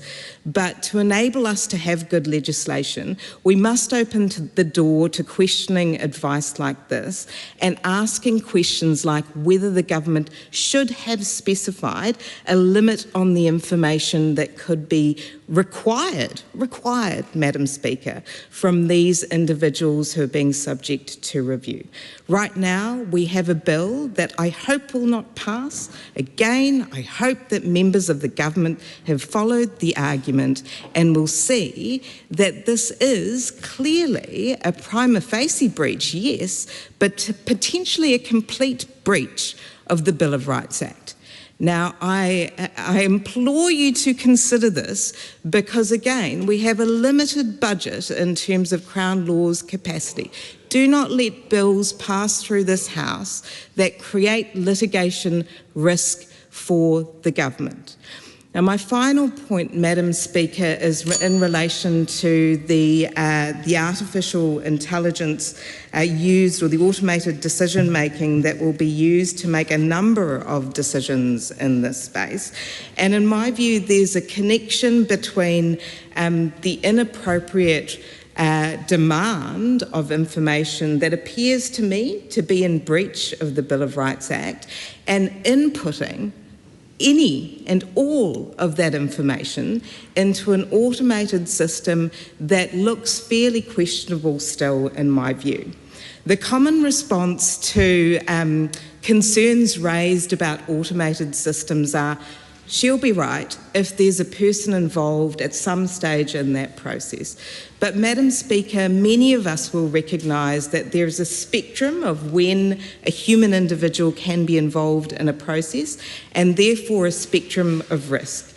If the human is involved in the middle or toward the end of a process, that decision is made on a pile of bias. And we've seen that play out in many systems errors or systems biases that exist through our current day systems, including where decisions are made in the justice space. We have to treat this with caution. We have to ensure that we're doing this checking system and setting up an appropriate system where, if we are using automated decision-making, human decision-making front-loads that process rather than falls towards the end. Madam Speaker, in my view, this bill creates litigation risk for the government. This is your opportunity to look up and to stop that from happening. Thank you, Madam Speaker. Paolo Garcia. Much have been said about the Social Security Mandatory Review Amendment Bill and what it is not. But what it is a structured approach, an annual checkup, an opportunity for beneficiaries to be able to check and confirm their circumstances and to update their entitlements. I commend this bill to the House. This call is a split call. Camilla Bellich.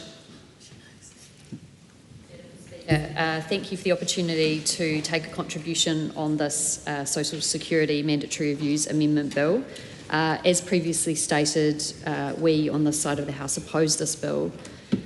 Madam Speaker, it's often said that a true measure of society is how it treats its most vulnerable, and this bill certainly looks to treat some of our most vulnerable people in the most callous and depersonalised way. And the reason for that is that it introduces a framework of mandatory 52-week reviews that require MSD to look at a number of different benefits to see if there is still eligibility. Now, interestingly, the power of MSD to look into whether there is eligibility for a particular benefit already exists. So this is already power that is held by the Ministry of Social Development. The thing that is not currently in place, and what this bill intends to do, is to make that review mandatory. So I disagree with that for a few reasons, and I'll outline why that is. It seems to me that if this power already exists, there is little value in introducing a mandatory 1-year review when it is already within MSD's power, in theory, to themselves decide on a discretionary basis to review any benefit within these categories of benefit that they want within that period of time. The thing that this bill introduces is a degree of anonymity and also a degree of essentially box ticking, which I think is inappropriate for the type of support that this particular bill looks to target. So one of the particular, and I don't have a long call today, Madam Speaker, as you said, it's a split call. So one of the particular injustices of this bill is the fact that it applies to the disability allowance. Now, I have worked, like my colleague Venushi Walters, I was previously a lawyer. Disability is a permanent state. So why, Madam Speaker, is the bill looking to review the fact that someone is entitled to a disability allowance every year? This seems cruel, it seems unfair, and it seems like a waste of time and money. And not only, Madam Speaker, will this apply to the disability allowance every year, but the reviews, and this Act empowers this, will be done on an automated basis. So not through thinking, feeling, understanding human beings, but through an AI-generated review, which I think we know what the result of that will be. It will be that some people who should be entitled to a benefit, and especially talking about those on disability benefits, but it does cover a number of other benefits, will be assessed by the automated decision maker, and they will be found to not be entitled to a benefit, and they will lose entitlement to that benefit. And that, Madam Speaker, is actually the point of this Act. It is to take benefits away from people and make people have to prove their eligibility rather than assuming in good faith that they're entitled to it, like people who have a permanent disability and are unable to work, who deserve our support. And I believe that all of us in the House would agree that those who can't work due to a disability do deserve government assistance when they're unable to provide for themselves separately. So this will essentially mean that there are a number of people in that particular category. And Madam Speaker, a lot of the, if you want to push back on this, it's all on the beneficiary. It's all on the beneficiary to prove a case and to say the automated system is wrong. That is a very, very high threshold to put on people who are already, in many cases, marginalised by the society, not engaged with society, may find it more difficult to respond to a government document in a timely manner. That is the reality of some of the people in this situation. The reality of this bill is they will lose their benefit. And Madam Speaker, just briefly before I end, we heard some of the other speakers talking about what Jesus would do as if they could speak to that. That separately is a separate issue, Madam Speaker. I think I would like to draw the Attentions House to the comments of the Salvation Army, who actually have a history of service within our communities, respected above the House. They do not support this change. They say that this change is going to be bad for New Zealand. Dr. Vanessa Wiener. This will be great. Thank you, Madam Speaker. Although I didn't get to speak previously much on this bill, I do commend it to the House. Oh, wow. 8 seconds. Ingrid Leary. Madam Speaker, this is an outrageous bill that involves beneficiary bashing and is a really good illustration of the attitude of privilege that comes from the other side of the House. They are completely out of touch with the situations that many New Zealanders find themselves in. And the reason I say that, Madam Speaker, is because of the two crucial elements that this bill introduces, which is sanctions and automation, effectively making people just a number in a machine. But also, actually, and more disturbingly, is the insidious and sneaky way that this change has been tried to be brought in. And I say that because it wasn't presented to the House as the first bill in a tranche of bills. In fact, the accommodation supplement bill was introduced first, and this bill was promoted as being an enabler of that legislation. But in fact, what it does is it very clearly puts sanctions on those who cannot prove their entitlement to a benefit after 52 weeks, even though they may have for years had that entitlement and in fact be permanently entitled and should be, such as, for example, people who have Down syndrome, disabled people, people with certain conditions in their senior years. So this bill has just been a sneaky attempt to do that, and part of the reason is because the way it was introduced to the House, the urgency, but also the fact that the benefits that are alluded to are really by exception. So there are some benefits that are carved out and held out in the primary legislation. Everything else is up for grabs in the secondary legislation. When we look at the urgency, I mean, clearly the government just wanted to get this over and done with because they did not want to face the scrutiny and the wrath of the population groups that are most impacted. Well, I'm proud to say that we dragged out the debate so long in the committee stage that they could not bring themselves to try to get to the third reading. They completely underestimated the level of feeling from the Labour Party on this bill and the other suite of bills that they introduced under urgency after the budget.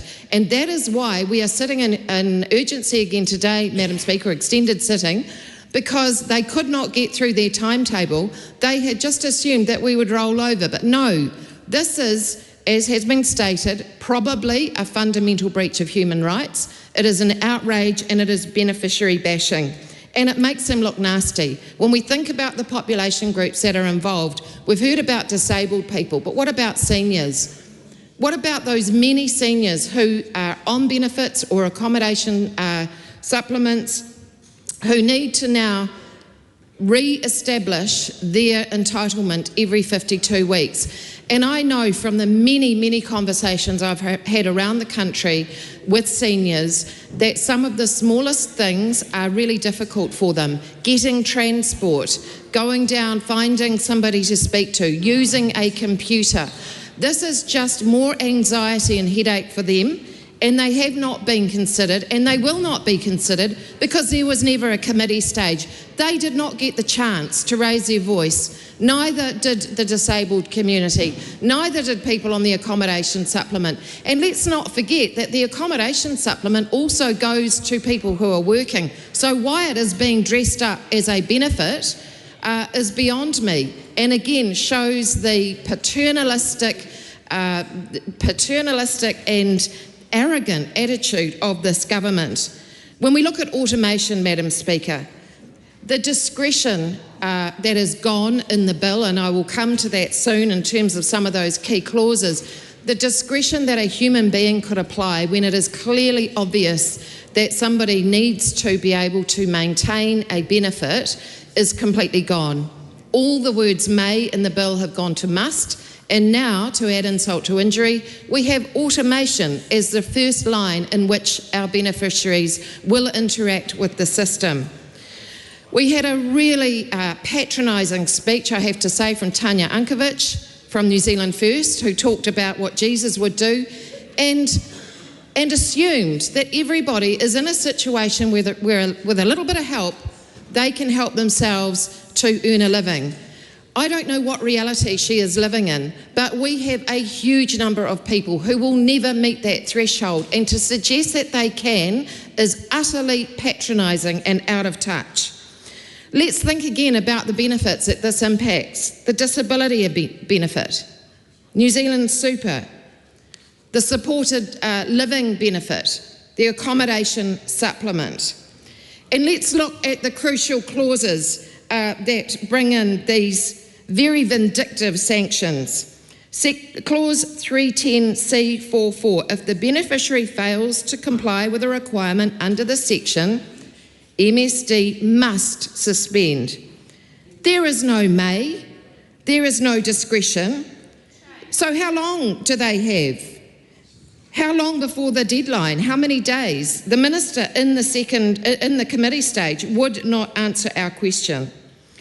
The automation is stigmatising and it poses risks that could increase hardship. We did not hear any mitigation about those risks.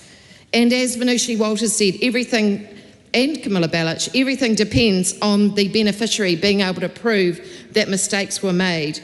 We've heard about the Salvation Army, who said that automated decision-making cannot account for the complexities we often see in the individuals we support, such as financial hardship, addictions, mental health issues, or unstable living conditions.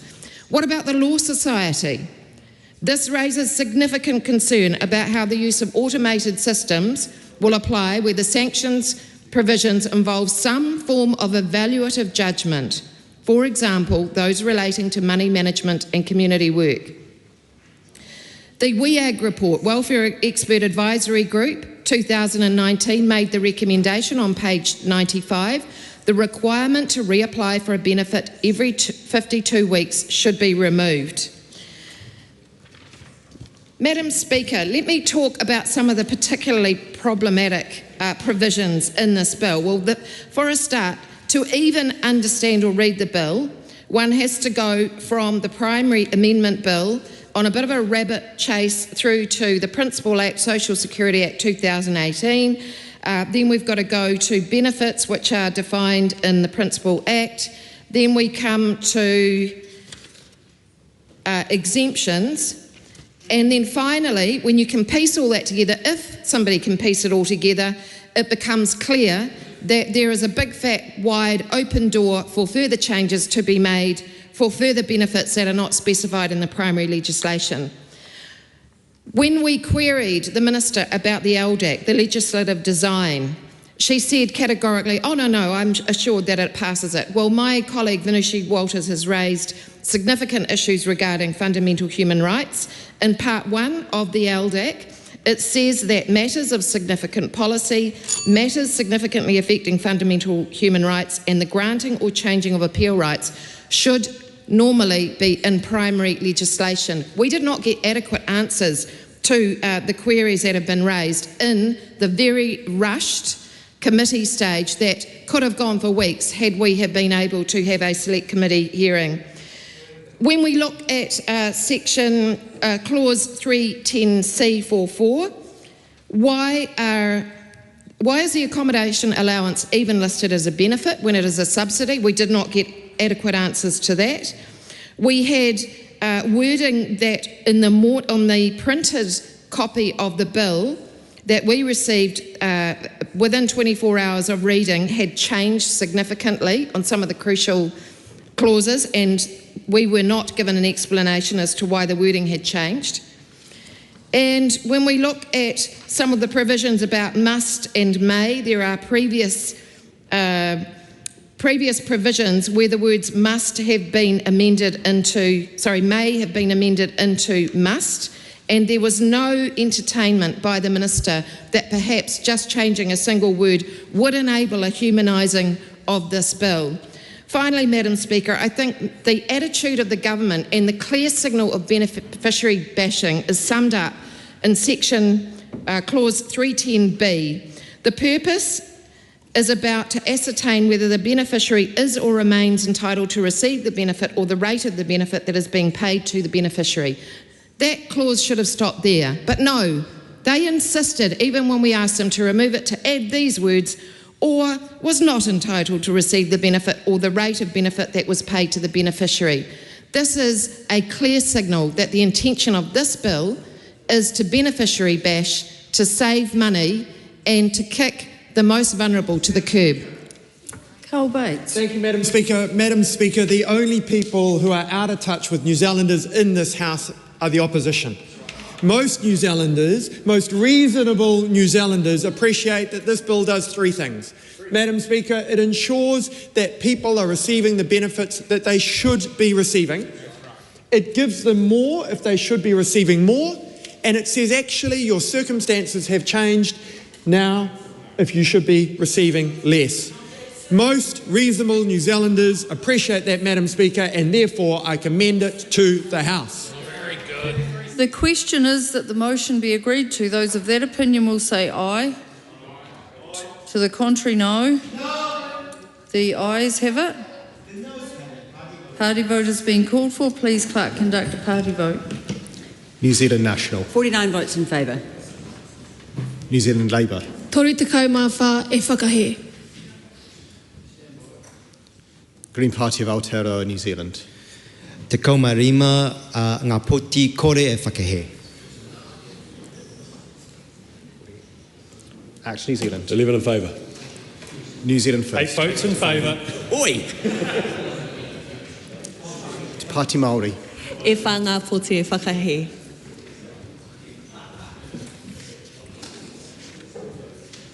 Just while the clerk is counting, I will note there's been a lot of talking during that vote. I'd ask people to be quiet while voting's happening, please.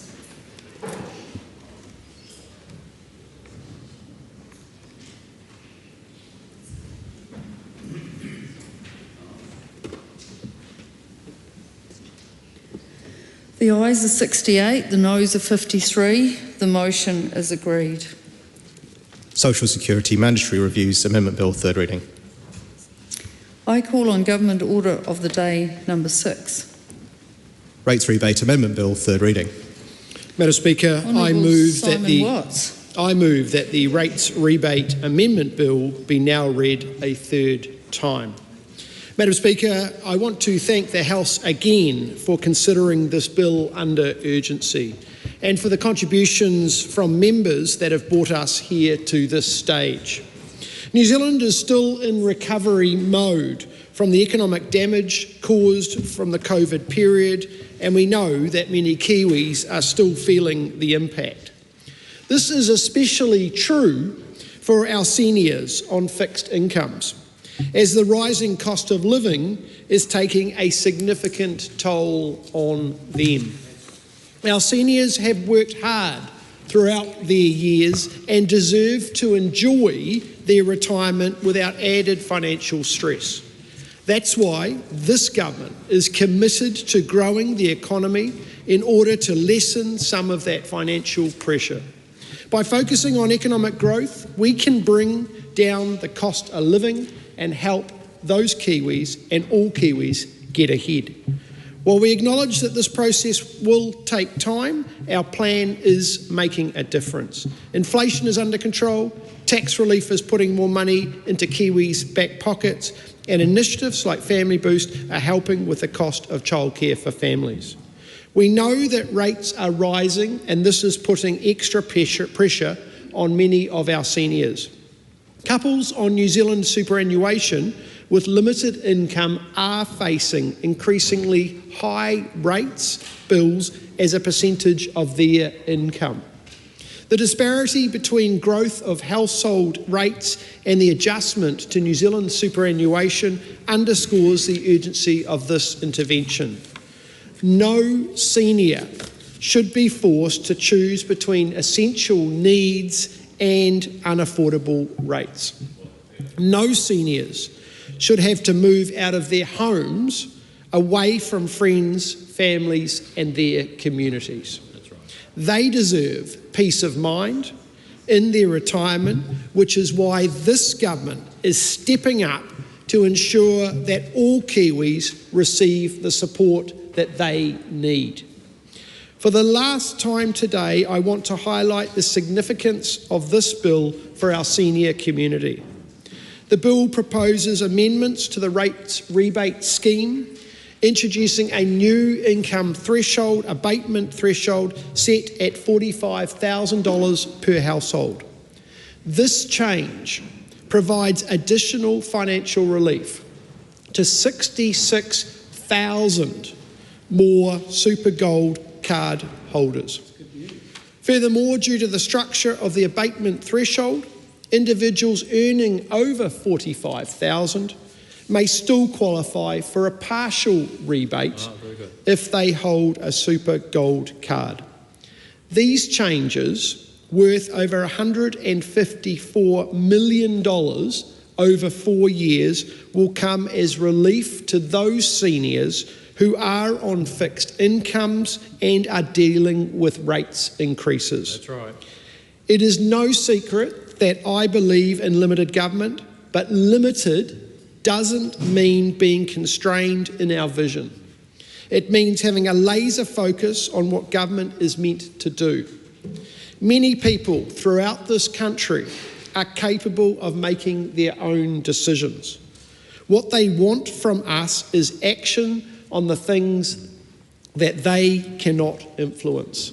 Our elderly community on low incomes with fixed costs deserves the opportunity to live out their lives free from the creeping burden of higher rates that they cannot afford. That's why it is important we consider this bill under urgency. For years, the local government sector has been crying out for more support from the government. It is also a key priority for this government. I want to thank and acknowledge my colleagues in New Zealand First. The National Party and the New Zealand First in their coalition agreement included a commitment to enhance local government rates rebate scheme for Super Gold card holders and to maximise the benefits of the Super Gold card. It has been a great pleasure, Madam Speaker, working with you Madam Speaker, not with you. It has been a great pleasure working on this policy, and I know that many seniors will be thankful to know that more financial support is on the way. Madam Speaker, I'm proud to commend this bill to the House. The question is that the motion be agreed to. Tangi Utakiri. Kia ora, Madam Speaker. I rise as the Labour spokesperson for local government, and in doing so it will come as no surprise that the Labour Party will be continuing our support for this piece of legislation, albeit under urgency today. And I reference the fact that this bill has been progressed under urgency, Madam Speaker, with a tinge of sadness, because what would have been really helpful, I would have thought, would be to hear about the impact that this would have on households out in the community, but perhaps actually the impact that it would have if the threshold had changed, the impact that it may have had if some of the other components to the criteria that's been proposed in this bill would change as well. It's likely that this would have gone to the Governance and Administration Select Committee, and that committee would have been able to hear from affected individuals, but also from councils as well, and I'll touch on that later in my contribution. We've heard the Minister acknowledge the New Zealand First Party because it is accepted that, yes, this is part of the National New Zealand First Coalition agreement.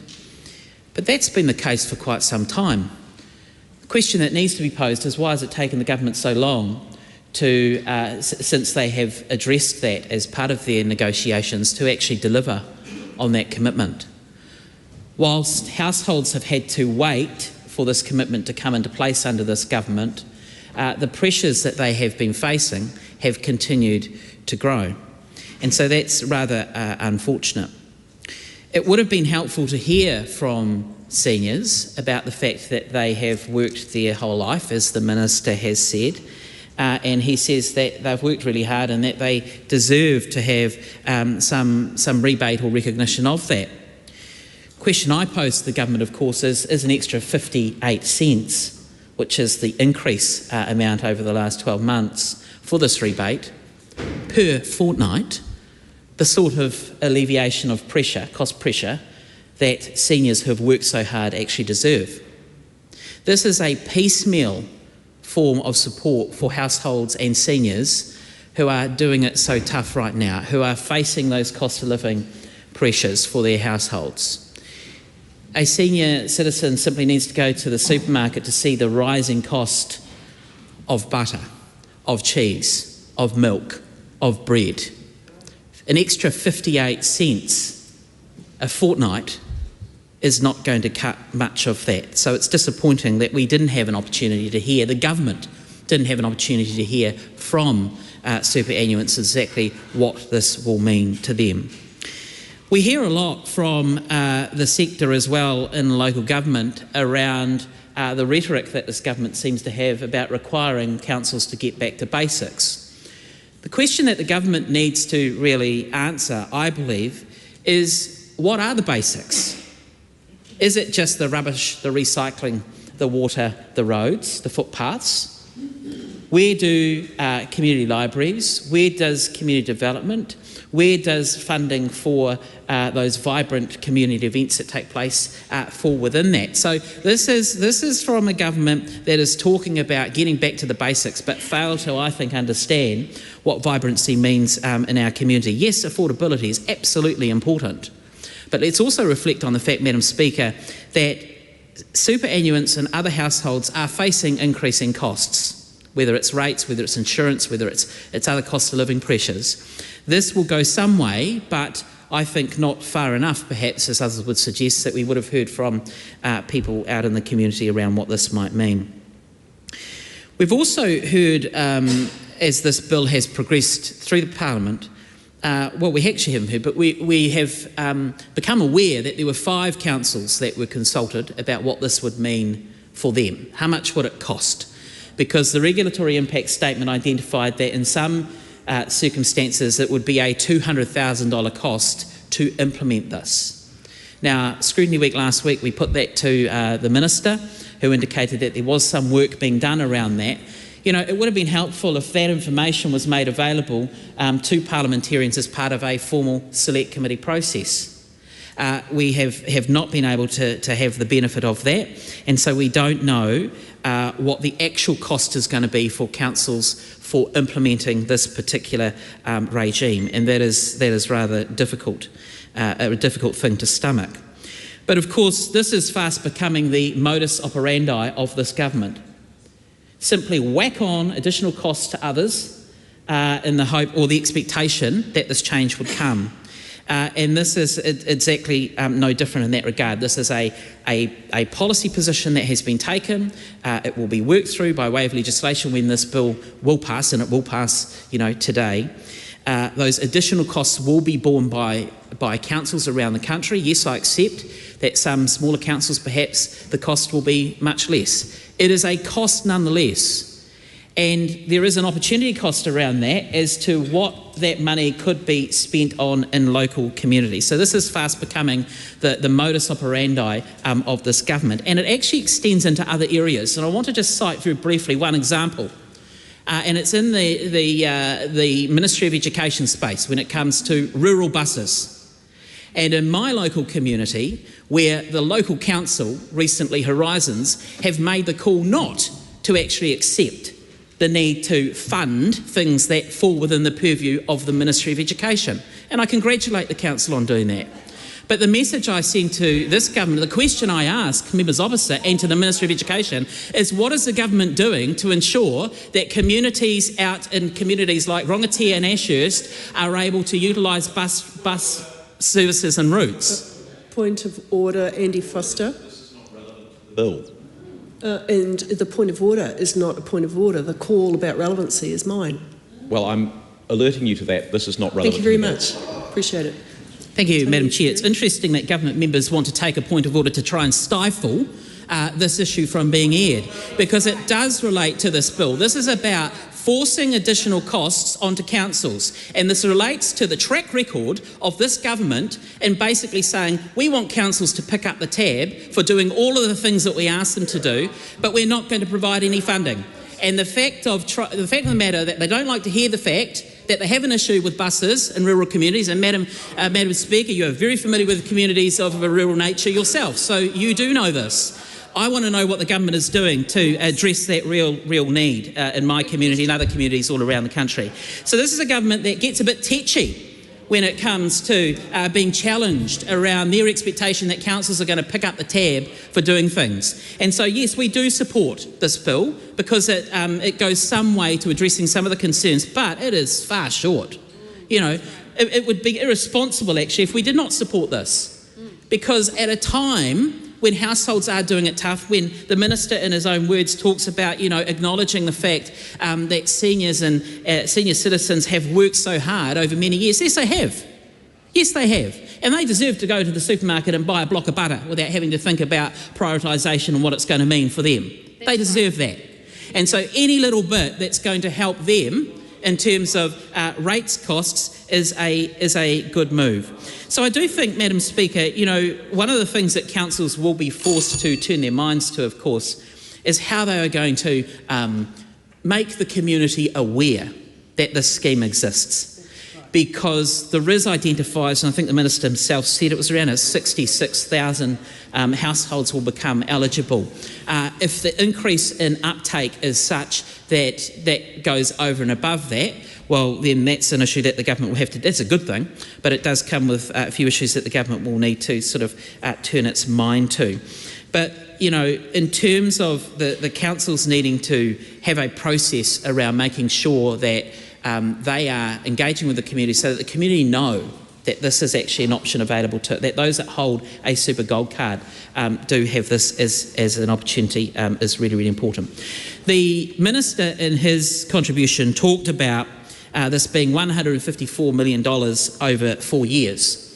That's the cost of the commitment. That pales in comparison to the amount of money that this government has set aside and basically allowed for landlords and tobacco companies. And so I think superannuants in our community will detest that comparison because it will make a huge difference for them if the money that this government have prioritised for landlords and tobacco companies was actually redirected into the households and back pockets of those that hold a super gold card. And so I think that's an important point to note as well. Madam Speaker, as I say, we will support this amendment bill because it does provide a very piecemeal level of support and assistance to those who have worked hard. It is unfortunate that the government have decided to ram this through under urgency when they've known that this was coming. They have not wanted to hear from the community because I think that actually the community would send them a very strong message that this is not enough to support the cost of living pressures that they are facing right now. Great speech. Dr. Lawrence Sunan. Thank you, Madam Speaker. I rise on behalf of the Green Party of Aotearoa, New Zealand to speak on the third reading of the Rates Rebate Amendment Bill. I think just for context, again, this is one of the bills that was introduced under urgency, which meant that it had very little consultation, public consultation. We do have a regulatory impact statement, which is at least the minimum that the government could be doing when we are introducing a bill under urgency. But what we did hear from the Minister during the committee stage was that there were no other policies that were considered as a part of this.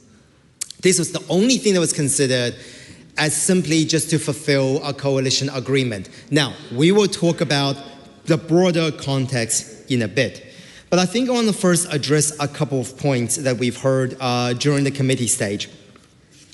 I think, first of all, one of the things that we did question the Minister on, and yes, one could consider that was outside the scope of this particular legislation, which also then questions the fact that this is a bill that has an incredible narrow scope. We've heard that this is going to cost $154 million over 4 years for something that is, frankly, quite ill thought out and very narrow. So the first threshold of this bill is you must be a super gold card holder, which immediately we are ruling out of any migrants who are on temporary work visa conditions who happen to be over the age of 65. We'll also, because it's a rates rebate, the very foundation for you to have rates in the first place is you have to be a homeowner. So immediately it rules out everyone over the age of 65 who rents or who are in precarious or vulnerable situations. So the question remains is this a bill that genuinely wants to address the seriousness of our senior population and the vulnerability, the genuine vulnerability that presents to our senior population and the trajectory of where some of the key concerns and crises we'll be facing in Aotearoa, New Zealand, in the area of seniors in the near future. We shall unpack those things. Now, the first thing that we do see in the bill, and we did question the minister on, is the threshold of $45,000. Now, there are two parts of that. First of all, there's been a split of the threshold. There is a threshold for ratepayers who are on Super Gold Card, as we see in Section 5. There is also a threshold for any other ratepayers.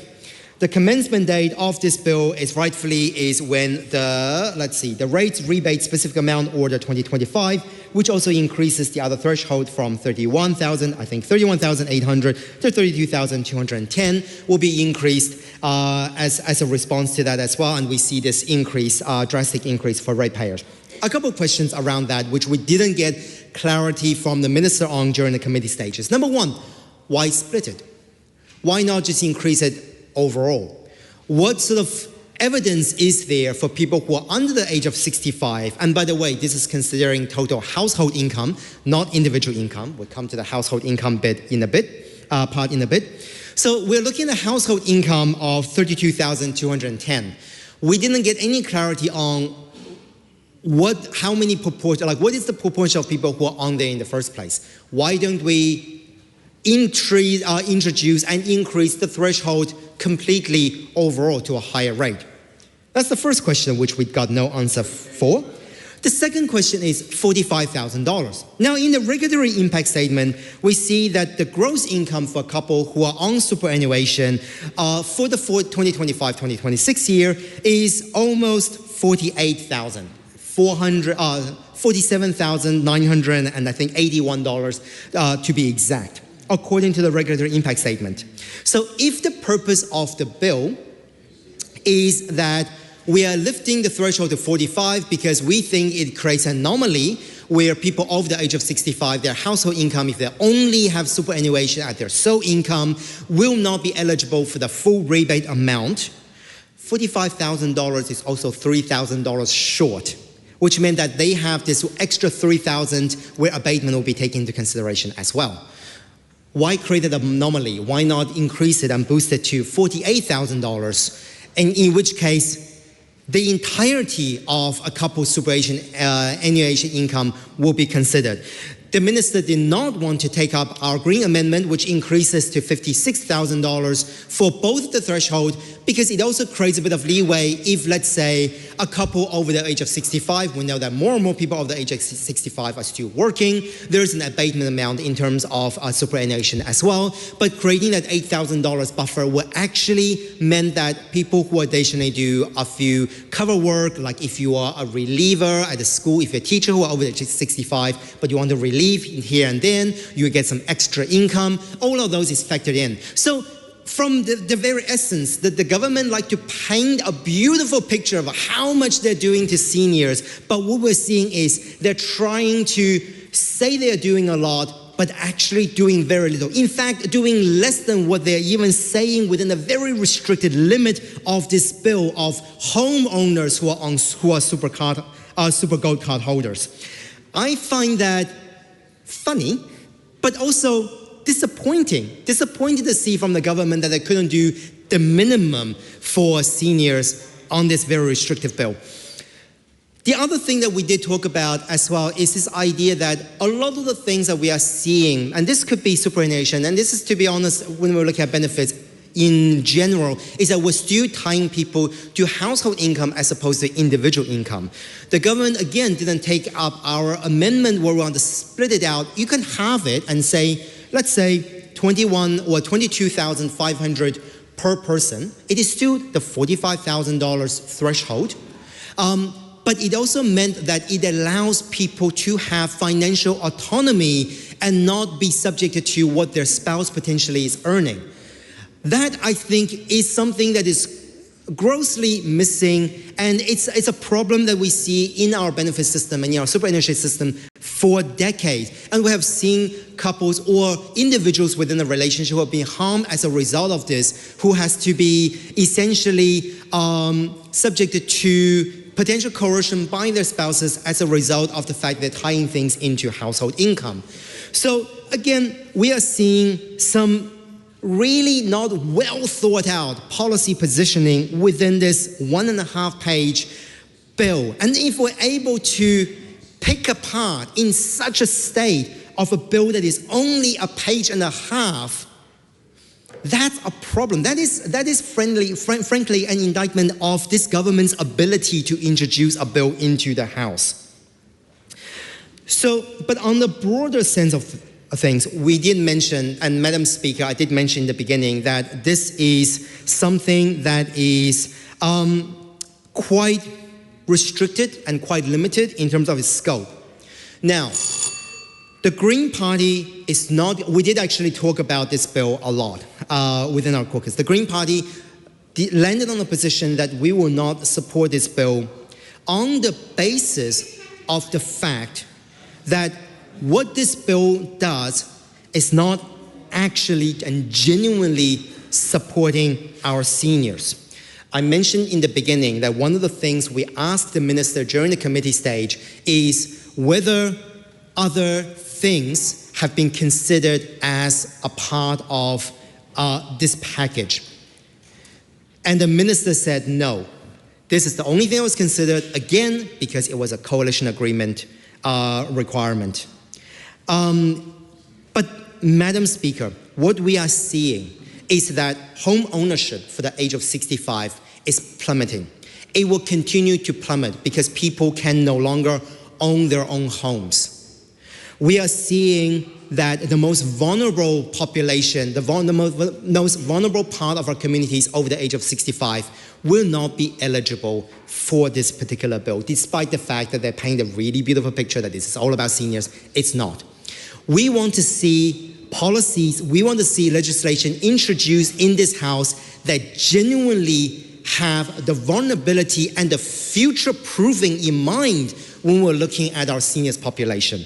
That includes things like increasing the public housing, the number of public houses. Looking at the priority order for how our elders are going to be looked after, and then for them to be able to, in situations where they can actually live in dignity and live autonomously. We should be funding things like home and community care.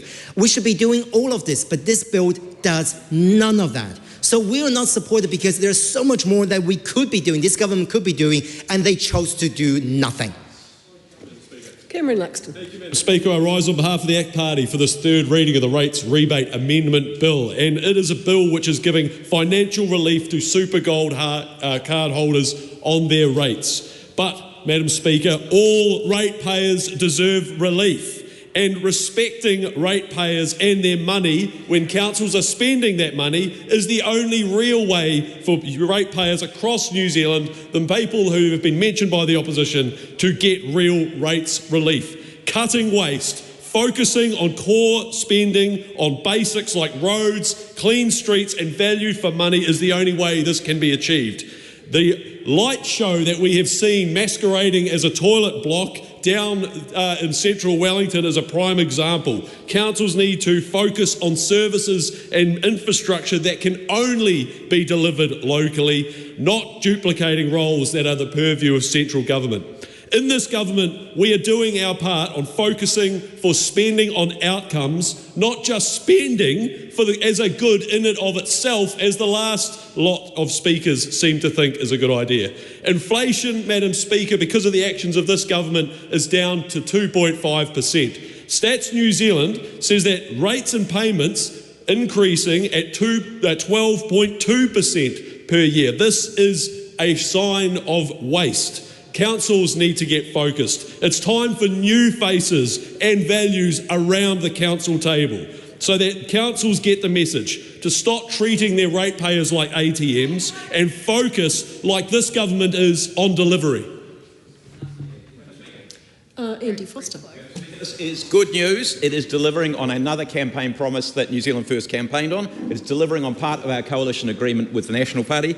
This is New Zealand First and the government looking after our senior citizens who need a bit of assistance and our super gold card holders. We know, Madam Speaker, that in the last 3 years rates have increased dramatically, stratospherically in some cases, and this is a real concern. I'm hearing a lot of concern from a lot of people about angst, anger about this, but for senior citizens in particular, they are really concerned that they might be priced out of their own homes. Not their houses, their homes. And Madam Speaker, this is about this government looking after those people. We want people to own their own homes. A property-owning democracy is really, really important to our economy and to our society. We know that our superannuation system will not cope if most of our superannuitants are not in their own homes. So, Madam Speaker, this bill is good news for super gold card holders. We heard from Tangi Utakiri that it is about 58 cents a fortnight. No, it's not. What it's about is about changing the amount that you can earn before that rates rebate starts being reduced, from 32,000 to 45,000, which is roughly the level, give or take a little bit, of the level of superannuation. That makes about $600 a year difference, or $11.53 a week, not 58 cents a fortnight. So the Labor opposition should get their facts right. Madam Speaker, the opposition quite regularly lambasts the government for looking after the so-called rich. Last year's tax cuts were not about the rich. They were about from the bottom up. These rates rebates also are not about the rich. They are about the people on 45,000 that is not rich. It's about the people. What is rich is some of the complaints from the opposition. And finally, just to echo what my colleague Cam Luxon just said, this will help some ratepayers, but the other thing that needs to be done across the board, councils have the ability, the monopoly ability, the statutory ability to rate. That comes with responsibility, and that means the responsibility to use the money that they get from ratepayers wisely, carefully, and to deliver good value for money. Madam Speaker, I commend this bill to the House. This is a split call. I call Hannah Rafferty Maipi Clark. Tēnā rā koe te whika, o tērā tēnā rā tātou i te whare e tu ana hau hei kai kōrero mō te Pāti Māori i te rangi nei. Te Pāti Māori stands to offer its support for the Rates Rebate Amendment Bill because we understand that the bill will put more money into the back pockets of our kaumātua, and this bill instantly reminds me of all our kaumātua who follow us around to the more than 38 paukai across Waikato and throughout the country. So we support the intention and effect of this bill, which is to provide financial support for low-income super gold card holders who may otherwise face financial hardship due to high rate bills.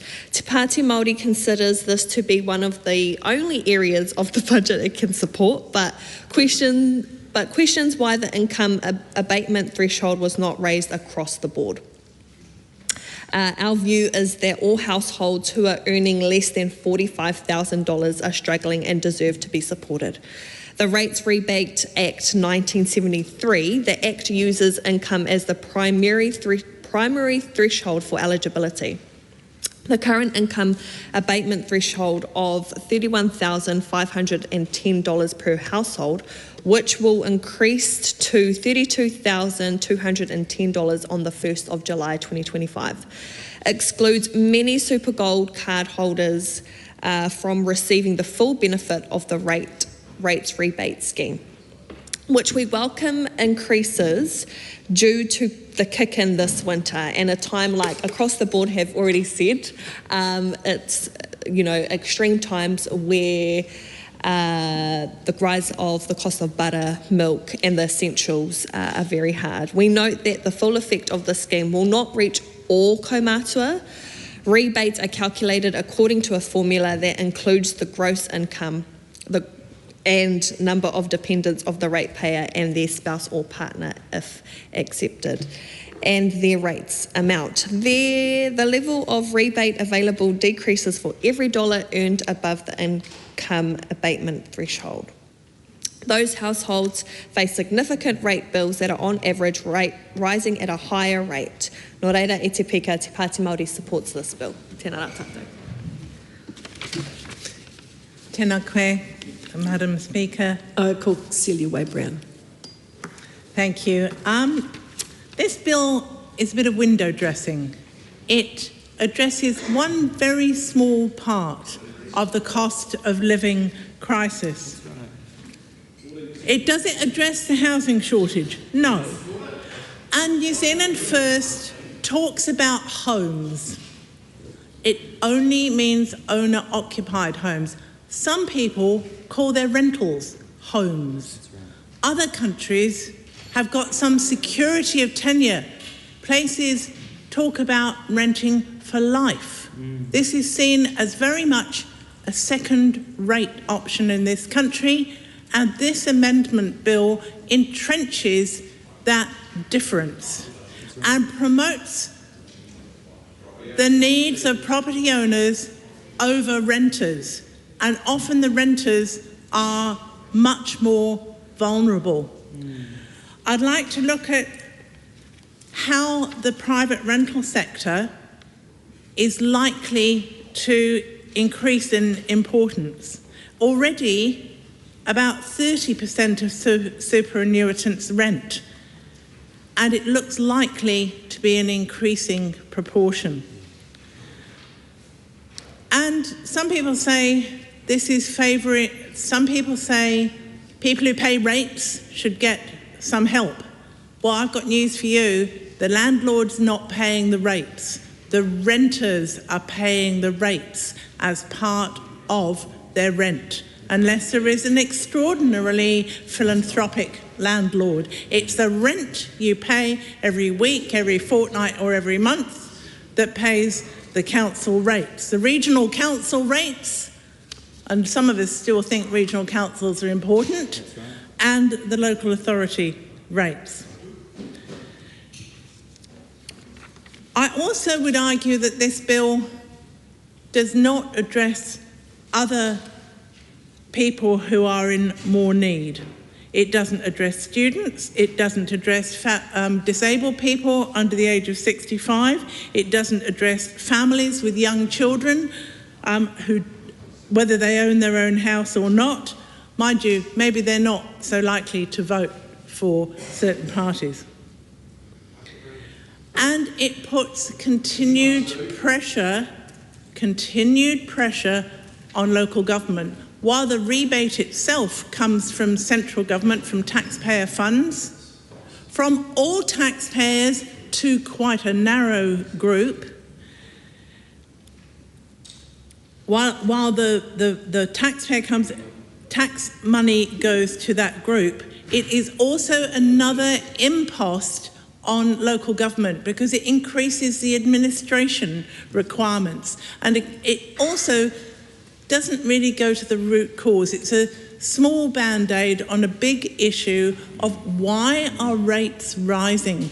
Because there has been underinvestment, there has not been use of depreciation, and this is across the whole sector.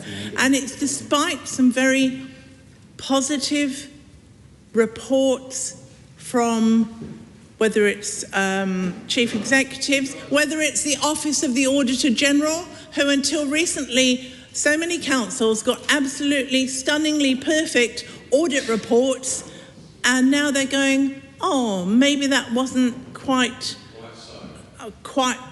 I'm delighted to have New Zealand First agreeing with me for once. Okay, so we're going to oppose this bill.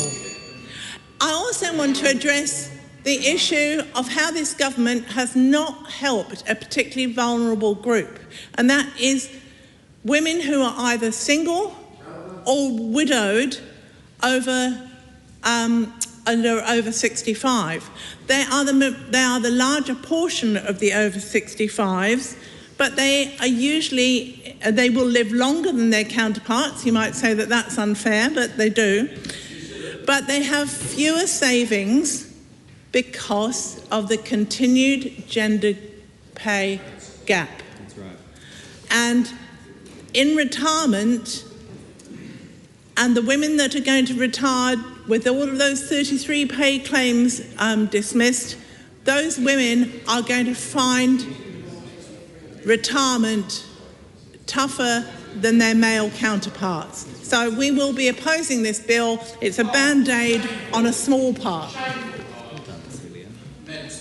Madam Speaker, did you hear that? The Green Party, every superannuitant should be listening to that. The Green Party are opposing this bill, as is the Labor Party. This will give 60... Labor's not. OK, well, let's just put it down to the Green Party then. Let's just put it down to the Green Party. Let's put it, 66,000 more seniors will now be eligible for more support. The rebate increases to $805. I commend the bill.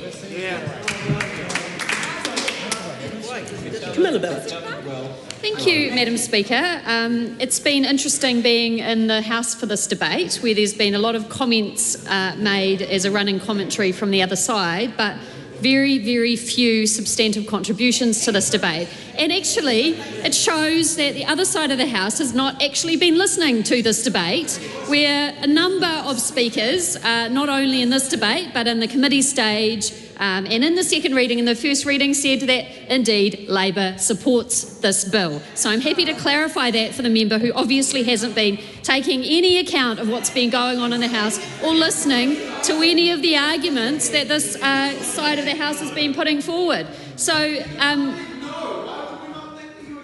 well, Mr. Bates, the reason that I would suggest that you would know the correct position of our party is because it has been said numerous times in the House, and that is the role of the people in the House, is to be part of the debate and listen to those who are taking part of it. So we are pleased to support this bill.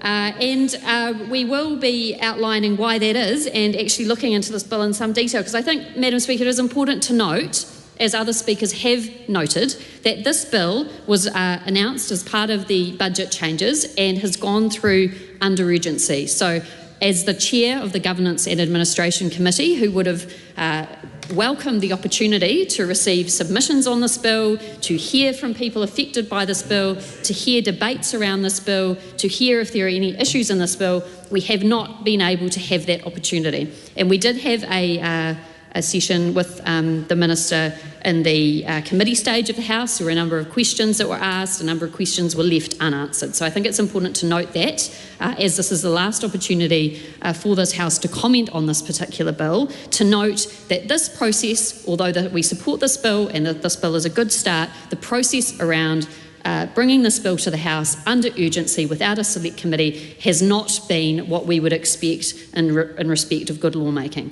And this particular bill is one that would have really benefited, I think, from a select committee process and being able to have that scrutiny. And I say that, Madam Speaker, because when I look at the departmental disclosure statement, I can see the people who were actually told that this bill was going to go ahead, and it was said that not many people were able to be consulted because it was budget sensitive. It's hard to know really why exactly it's budgets. I know that there's a lot of secrecy surrounding the budget, but in terms of the people that are affected, these are mainly people who are on low incomes, who have a super gold card, so are elderly New Zealanders, and it's hard to imagine that there would be any specific change of behaviour that would have resulted from wider consultation. Obviously that could have been done confidentially as well. But we do see that a number of councils have been consulted in the departmental disclosure statement: Auckland Council, Christchurch Council, Tauranga, Manawatu and Clutha District Council. However, hearing from those people who would really benefit from this particular rates rebate bill, or those on the cusp of that as well. That's often what we hear in select committee. We often hear of people who maybe fall just outside of the entitlement, who believe that they have a good argument about why they should be included, and we weren't able to do that, but we did see that some of those councils were actually included in that as well. So as has been said, Madam Speaker, we support this bill, but the reason that we support it is because we recognise what a difficult time it is for New Zealand, and especially elderly New Zealanders. We are facing some of the hardest economic conditions that I can recall in my lifetime, and certainly in the time that I've been in charge of my own family and household. I have noticed in the community very, very, very struggling people within our community, unable to afford groceries, unable to afford rates, unable to afford their mortgage payments. And we have seen this get worse under this government. And so it is pleasing to see the government recognise that there is a cost of living situation in New Zealand that deserves to be addressed. We haven't seen a lot of action. In fact, a lot of the actions that we've seen have made the situation worse. We've seen affordability and the cost of living really ramp up under this government. We've seen loss of jobs. We had a hearing this morning with the Minister for Public Services, but across the country we can see tens of thousands of jobs that have been lost. And some of the people who have super gold cards do also work. So it is relevant to them, and it is relevant to their affordability of rates, whether there are jobs that they can particularly go to. But that hasn't been a focus from this government. Jobs has not been a focus of this government. In fact, we've seen them go backwards, and that's why these types of measures like rates rebate schemes are needed, because people are struggling so much. Will this go far enough towards addressing some of the cost of living pressures that people have? I don't think so. And I think we've heard a lot of evidence today from this side of the House who have been taking substantive calls on this bill around things that have got a lot worse and have raised the cost generally for households as well. It is good to see the Minister and others reflecting on the fact that we do have people who are superannuitants in New Zealand who are making hard choices around what they can spend their money on. They're making choices about food, they're making choices about bills, they're making choices about heating. That is not the type of society that we want to be living in, Madam Speaker. We agree with that, but we don't think that the measures that the government is putting into place go far enough, and we don't agree with their choices that result in tax cuts and subsidies for those who don't need it, and not enough for the people at this end that this bill does touch on, who deserve to have more. So that is very problematic. We also see that this is a slight recognition of the terrible situation we are in relation to the affordability of rates for local government organisations. And the House is well aware of the steps that the last government made in order to try and address the fact that there were unaffordable rates rises that would be necessary for New Zealanders. And that was unfortunately scrapped by this government. We're seeing them take small efforts to try and corral local councils into getting together in relation to water, and to try and get them to in a scheme that would not be as helpful as the one that was proposed by the last government.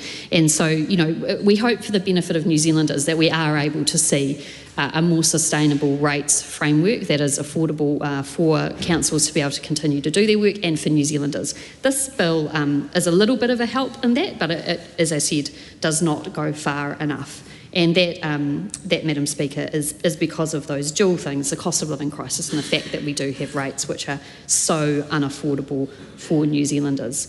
And it is regretful, Madam Speaker, that we didn't have a select committee process, but also that in preparing the analysis for this bill that there wasn't really able to be any consultation with a number of people affected by this, because I think some of those wider issues around rates affordability, around the role of local government, the role of councils to be able to provide things that are needed would definitely have arisen with that too.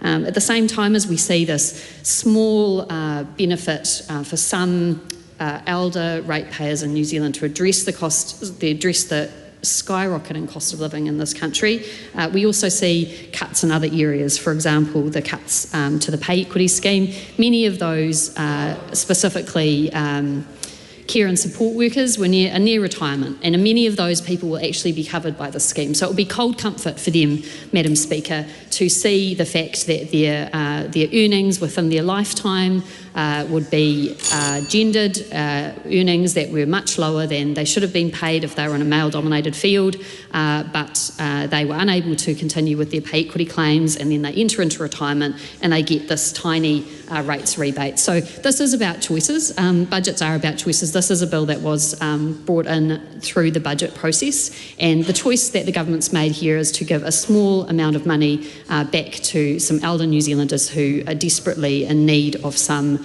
relief. At the same time, we've seen much larger cuts in other areas. We've seen their cost of living rise, we've seen mortgage prices rise, we've seen food prices rise, we've seen fuel prices rise, we've seen the amount that they spend on heating rise, and we know that. And I've been getting emails just this week from people talking about the choices that they have to make in relation to fuel. And I met someone yesterday who was talking about, who lived actually near my colleagues Ingrid Leary and Rachel Brooking in Dunedin, who was talking about the amount of money that they had to expend on fuel. So this is a good start. This is a bill that the Labour Party will support, but it doesn't mean that the work here is done. There is much more work that needs to be done to address the cost of living. There's much more work that needs to be done in relation to the challenges that our seniors face, and my colleague Ingrid Leary has been doing very good work advocating for that. There are other challenges that people have, but from our side, we believe that the proper work of government is really to ensure that people have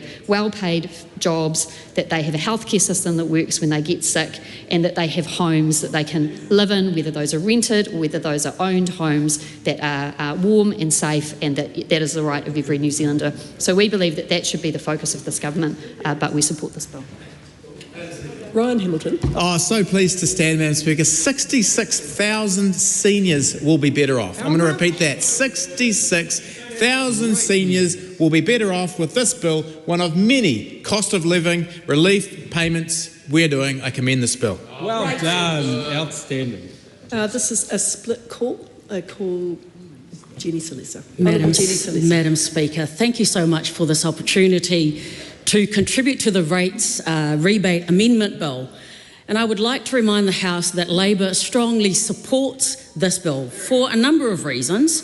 But can I also remind the House that the original rates rebate law in 1973 was led by Norman Kirk of the Labor government at the time, and it was created to recognise that local taxes, rates, can weigh heavily on low-income homeowners. We're proud of that kaupapa, and it is great that it has endured for 52 years. I would also like to acknowledge the Right Honourable Winston Peters for including this bill in his coalition agreement and for ensuring that this government actually supports this bill. The Rates Rebate Amendment Bill, at its heart, is about something simple and deeply meaningful, because we are helping our seniors to continue to live in their homes with dignity, a home that many of them have spent years and years working hard to pay off. Right across Aotearoa, New Zealand, our elders, our kaumātua, have spent their lives working hard, raising their families and building up our communities. They deserve more than just a thank you. They deserve real practical support, and this bill moves us modestly in that direction. By lifting the income threshold for Supergold cardholders to $45,000, this amendment provides long overdue relief to many New Zealanders, many who are asset rich but unfortunately income poor, who are increasingly struggling to meet their basic needs and their costs.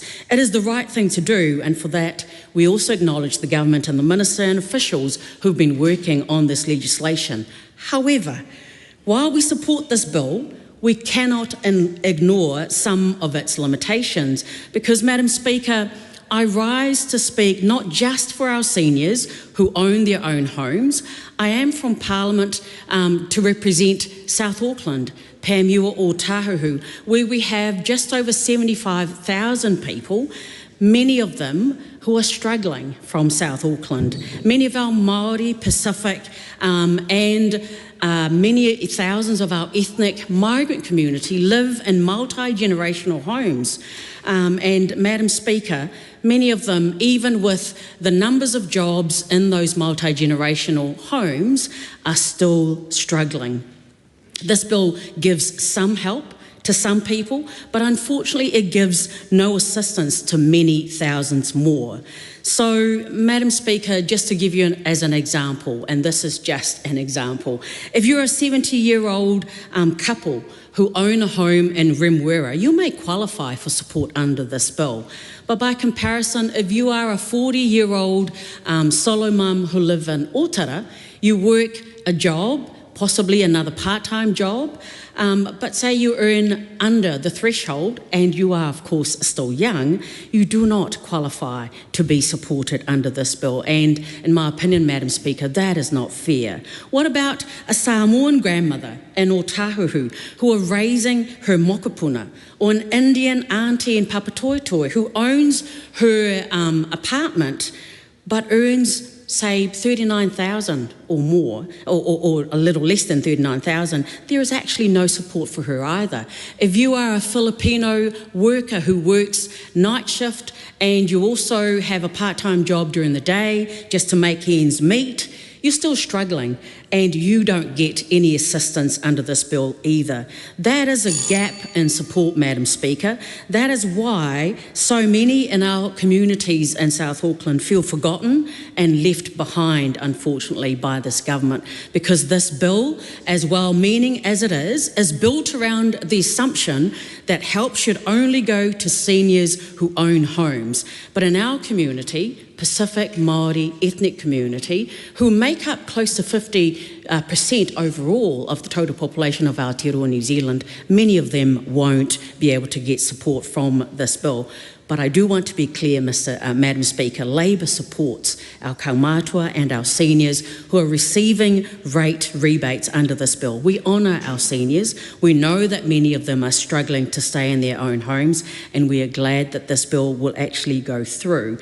But Madam Speaker, if we are to build a fair Aotearoa, a kind of Aotearoa where everyone should have a safe, affordable home to call home, house to call home, we should support everyone. Nancy Liu. Madam Speaker, I appreciate that the Speaker before me who addressed the need of particularly the 66,000 seniors in New Zealand who would appreciate the support from this government, and relatively soon actually. But I do also want to emphasise that the Green Party oppose this bill because they believe in it's either everything for everyone or at the same time from money falling out of the tree or nothing for everyone. And that is absolutely impractical and basically just living in La La Land. But anyway, this government, the national government, is about targeting the relief and delivering for people who need it. So I commend this bill. Very good. Well done. Speaker. Lamoga Lydia Sassini. Thank you, Madam Speaker. Madam Speaker, I just want to reflect on government members that make a number of interesting comments about our communities, and especially when we get into the weeds or the nitty-gritty. I want to come back to the bill. This is an important bill for our community, but we as Labour, we do support it. However, I do have the opportunity to point out some of its shortcomings. Madam Speaker, the intent of the bill is a good intent for our superannuitants, for some of our superannuitants. We've heard on this side of the House point out that there is 66,000 across the motu, across Aotearoa, who will benefit. That is always a good thing. When you receive emails and visits from superannuitants that can't even afford to turn on their hot water to have a shower, but they need to be clean. So, Madam Speaker, coming back to the bill, we've heard that it is a good bill in terms of the intention to provide financial support for the low-income SuperGold card holders who will benefit, who face financial hardship. And whilst we've heard on this side of the House some of my colleagues point out the increasing costs to councils, one of the things that we believe in terms of Labour offering is the importance of having consultation, not just with the community, not just with some councils, but all councils across the motu. We know that those who will be eligible for the rates rebate amendment have to be SuperGold card holders, but not everyone will be receiving the full rebate. Because of the way the formula is set up, you have to meet that formula. Madam Speaker, in the committee stage, I did raise with the Minister at the time, as it's one thing to have a new system and some of the financial benefit, it's another thing about the communications to the community. So there is a major assumption that councils will just pick this up, run it through their systems, and basically inform the community members, superannuitants, how you can apply, what is your income, what is the rebate that you may qualify for, whether it's a partial or whether it's a full rebate, and to have the accessibility to do so. There's an assumption that everyone drives a car. There's an assumption that superannuitants are computer literate. There's an assumption that superannuitants have got all the trappings of a modern household. Well, you've heard my colleague Jenny Salesa, Honourable Jenny Salesa, point out that that's not always the case, Mr. Speaker, that some of the super gold card holders in our society, in our community, are really, really struggling. They must also know, Mr. Speaker, as to where to go and how to qualify if they are entitled. And I'll just give you a very quick example, Mr. Speaker. I come from Mangere in South Auckland. It's a very diverse community. Not all superannuitant and community members access the library service, the excellent 3 public library services that we have in our local community. English is not always the first language that is known. So we have a number of platforms that people can communicate with public services. The other thing I wanted to point out was public need the time to digest when there are changes that are made in this chamber. There are many changes, there are many bills that come out. And one of the things I did ask at the committee stage is, how will our people know in the community that they can apply for this rates rebate, they can get some financial relief because they qualify? Those are the things that I wanted to reflect on, Mr. Speaker. The other thing, when I did read the RIS, which came out when we went through the process of the first reading and the second reading, was that there were limitations and constraints on the analysis. And I appreciate, Mr. Speaker, that the Minister did say that it went through urgency, and there's a process when we are making laws of the land. The problem is the risks that come with that analysis, and then we have to look at who benefits. 66,000 superannuitants may be eligible because they are super gold card holders.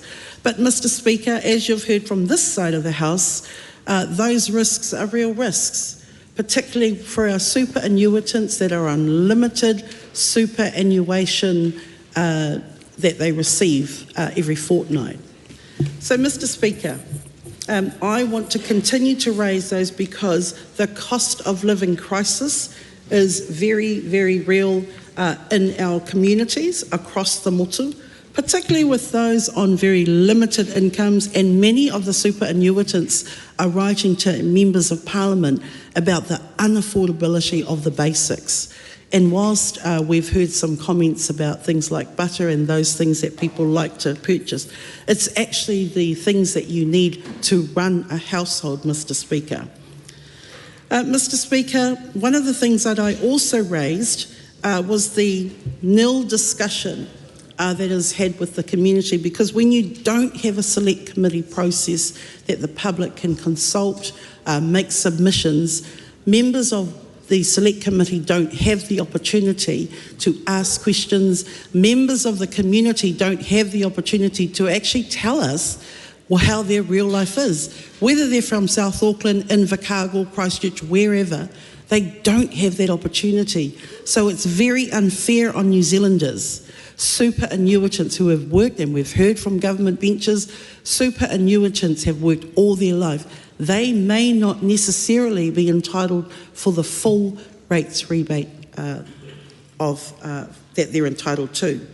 So this amendment bill, yes, you've heard us, and I hope all of the government members are listening, in terms of Labour, is strongly supporting this, but it only goes part way.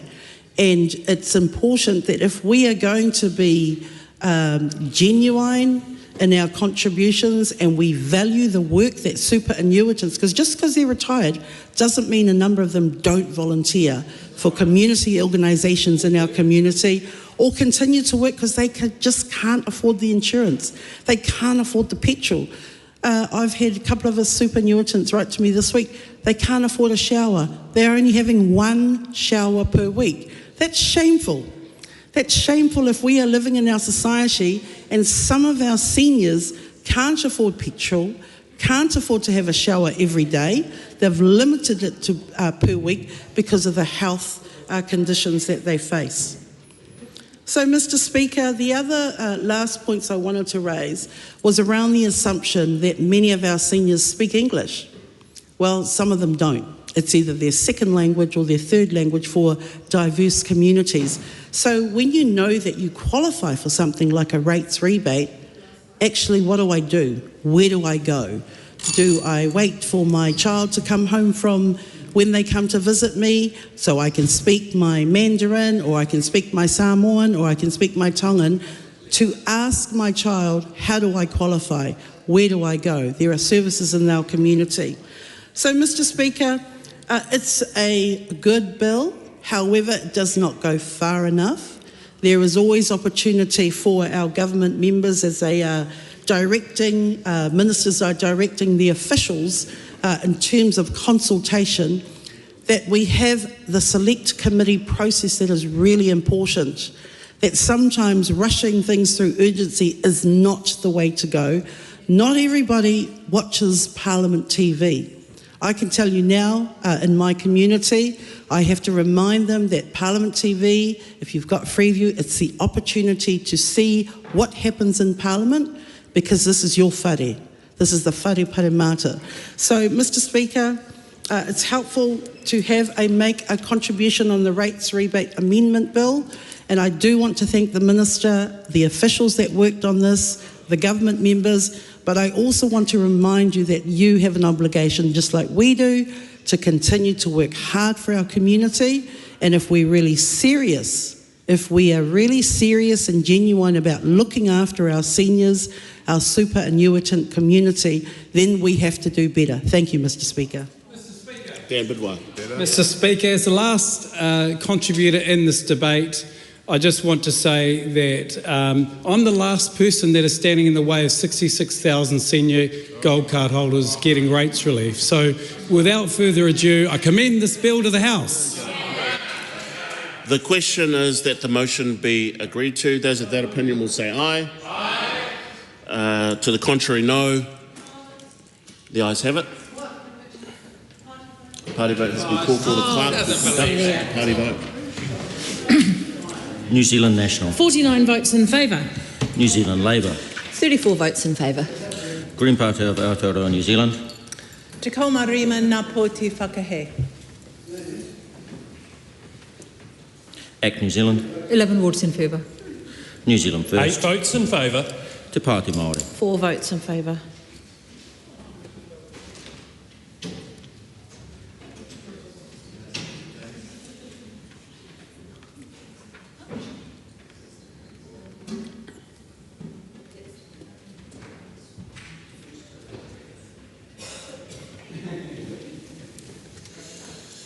The ayes are 106 and the noes are 15. The motion is agreed to.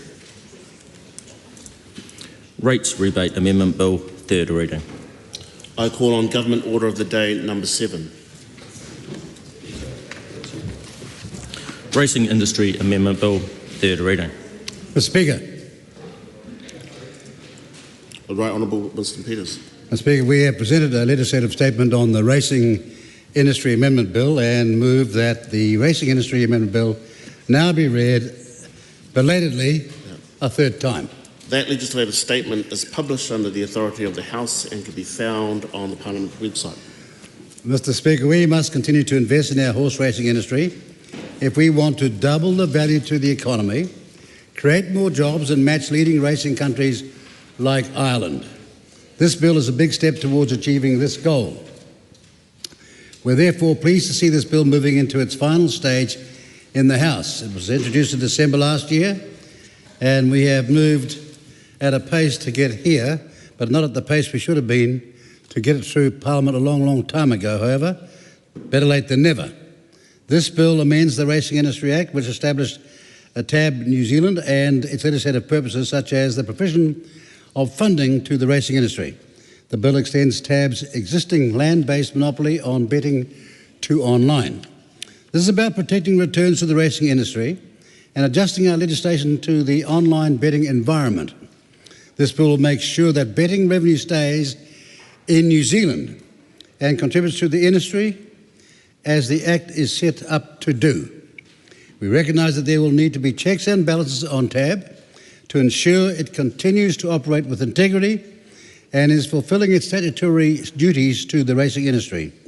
For example, the Minister for Racing and Department of Internal Affairs will have the power to require the TAB to provide information for transparency.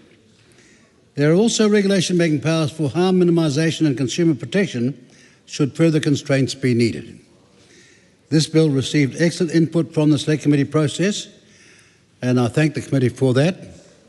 Excellent input from the Select Committee process from a range of stakeholders and individuals who care about the success of our racing and sports industries, not to mention some passionate punters. We'd like to again thank the Governance and Administration Committee in rigorously considering the bill and reporting it back to the House with thoughtful recommendations to improve it. Additionally, the Committee of the Whole House agreed to move the Governance and Administration recommendations on when TABNZ can refuse a bet from the Act into the regulation-making powers. This change gives us time to get the consumer protection policy right and prevent any unintended consequences for TABNZ and consequential risks to the financial sustainability of the racing industry. This bill is better for these changes. We look forward to seeing the racing industry and sports thrive as a result of this bill. Mr. Speaker, we commend this bill to the House. The question is that the motion be agreed to. Mr. Speaker. Tangi utukiri. Kia ora, Mr. Speaker, me take mata. Thank you. It's a pleasure to rise and take a call as Labour's racing spokesperson on this bill this morning. We will continue to support this bill. We have supported this bill at all stages, from first reading right through committee stage through to third reading today, because it continues the good work that the previous government had started in this space. The Minister talks about this being a belatedly approach to this, and so I guess we've got to ask the question, what's taken the government so long, given that there's been support from around the House on this particular bill? But we are here today and we are going to pass it nonetheless. Mr. Speaker, the sustainability of the racing industry is so important. This is a really important industry, and I acknowledge that the Minister knows that firsthand himself, the importance of this industry to our economy. Many of us would have, I'm sure, in our communities or in other communities around the country, hopefully at some stage would have been part of a race meeting. Whether it's, some of the sort of high note race meeting opportunities, if we think of the Karaka Million or the Golden Kiwi, or whether it's in smaller rural communities like Winton or Waverley, they are all experiences that we should have. I know that, what's really important in this space is the real difference that this will mean for participants in the racing industry. And if we think about that value add to our economy, and I know the Minister has floated this figure around, it's around about just shy of $2 billion, it's $1.9 billion of value add to the New Zealand economy. And when we think of the breeding operations in this country, the opportunity that presents for economic development and an advantage there, the fact that we are a global leader in that space, that is worth a significant amount of financial capacity for New Zealand. But so too is the opportunity that presents for those who work in the industry, whether it be in paid employment or whether it be by way of volunteerism. And many of our racing clubs throughout New Zealand rely on the voluntary nature of hard workers and members in their community who are wanting to simply give back. When we look at those numbers, the volunteers, if we take into account the number of volunteers and everyone else, about more than 40,000 people involved in this industry. But if we're looking at the actual FTE, full-time equivalent figure, it's around 14,000. And when we think about what that looks like, if we, many of us may actually just turn up to a race meeting without a full awareness or understanding of what the industry looks like. From the people who might assist in parking your car, through to the hospo staff that are involved at a venue, through to the active participants, whether they be drivers or jockeys, whether they be trainers, whether they be owners, whether they be stable hands, whether it's the officials that are there from the club or indeed from the integrity perspective as stipendiary stewards or racing adjudicators, course officials. This is a huge operation. And of course, TAB operations and operators are a huge part of that as well. So this will make a huge difference, I believe, to the sustainability and future focus of an industry that is so vital to New Zealand's prospects here domestically and also further abroad. I want to join the Minister in acknowledging the work of the Governance and Administration Select Committee that spent a lot of time processing submissions and listening to people. I was able to sub in on that committee from time to time. And what we've got in front of us, I think, is a bill that reflects the submissions that were received, but also reflects the desire of members of this House to ensure that we are able to support an industry, as I said, that makes a huge contribution to New Zealand's prospects domestically and abroad. What this bill will do, Mr. Speaker, is effectively create a net, a legislative net for turnover, for betting operations here in New Zealand. And the value of that net, based on the advice that had been provided by the Department of Internal Affairs officials, is around about $180 million annually.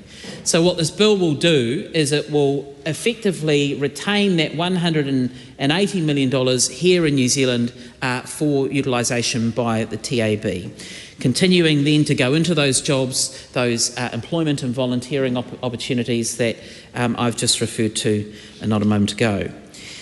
One of the changes that was made by the committee of the whole House, actually, sir, was around the way in which the TAB would be able to refuse a bet. Now, this is a real issue, and it's one that I was surprised to learn through the Select Committee process, that the level of communication that the TAB is required to give to someone who they refuse a bet to is actually probably not at a standard or a level that members of this House, and certainly not members of the committee, would have liked to have seen. And so the committee turned its mind to that.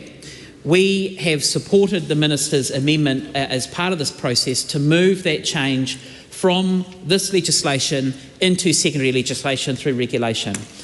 We have no issue with that, as we said through the committee stage. However, what we would like to see is some assurance, and I appreciate that can't be achieved through this process, sir, but an assurance from the TAB and officials that they will be working with appropriate haste to give effect to what was the Select Committee's desire. And the Minister, to be fair, had given that undertaking that, yes, the officials, it's his expectation that they would be working on this to give effect to that particular change.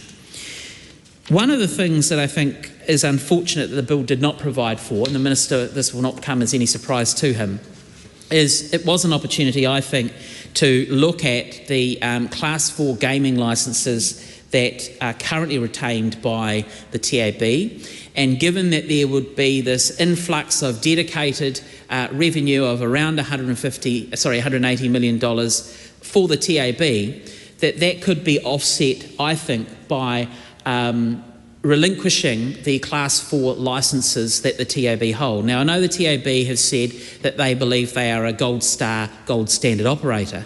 But I think that, from the Labor perspective, that would have been a fair compromise in exchange for what was the legislative net. So I know that won't come as any surprise, and I understand my colleagues will perhaps refer to that in their contributions as well.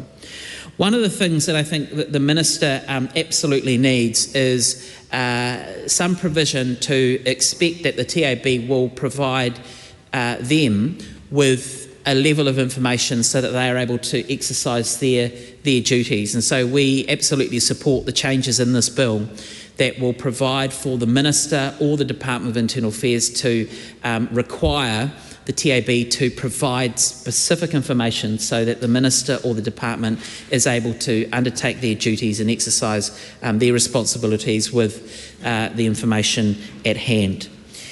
I think that this is a bill that will seek to signal to New Zealand's racing industry that the Parliament is 110% behind their endeavours, because that's what's needed. This is a unique industry. We have a unique position on the global stage in that we are seen by many other countries around the world as world leading in terms of our breeding within the equine code.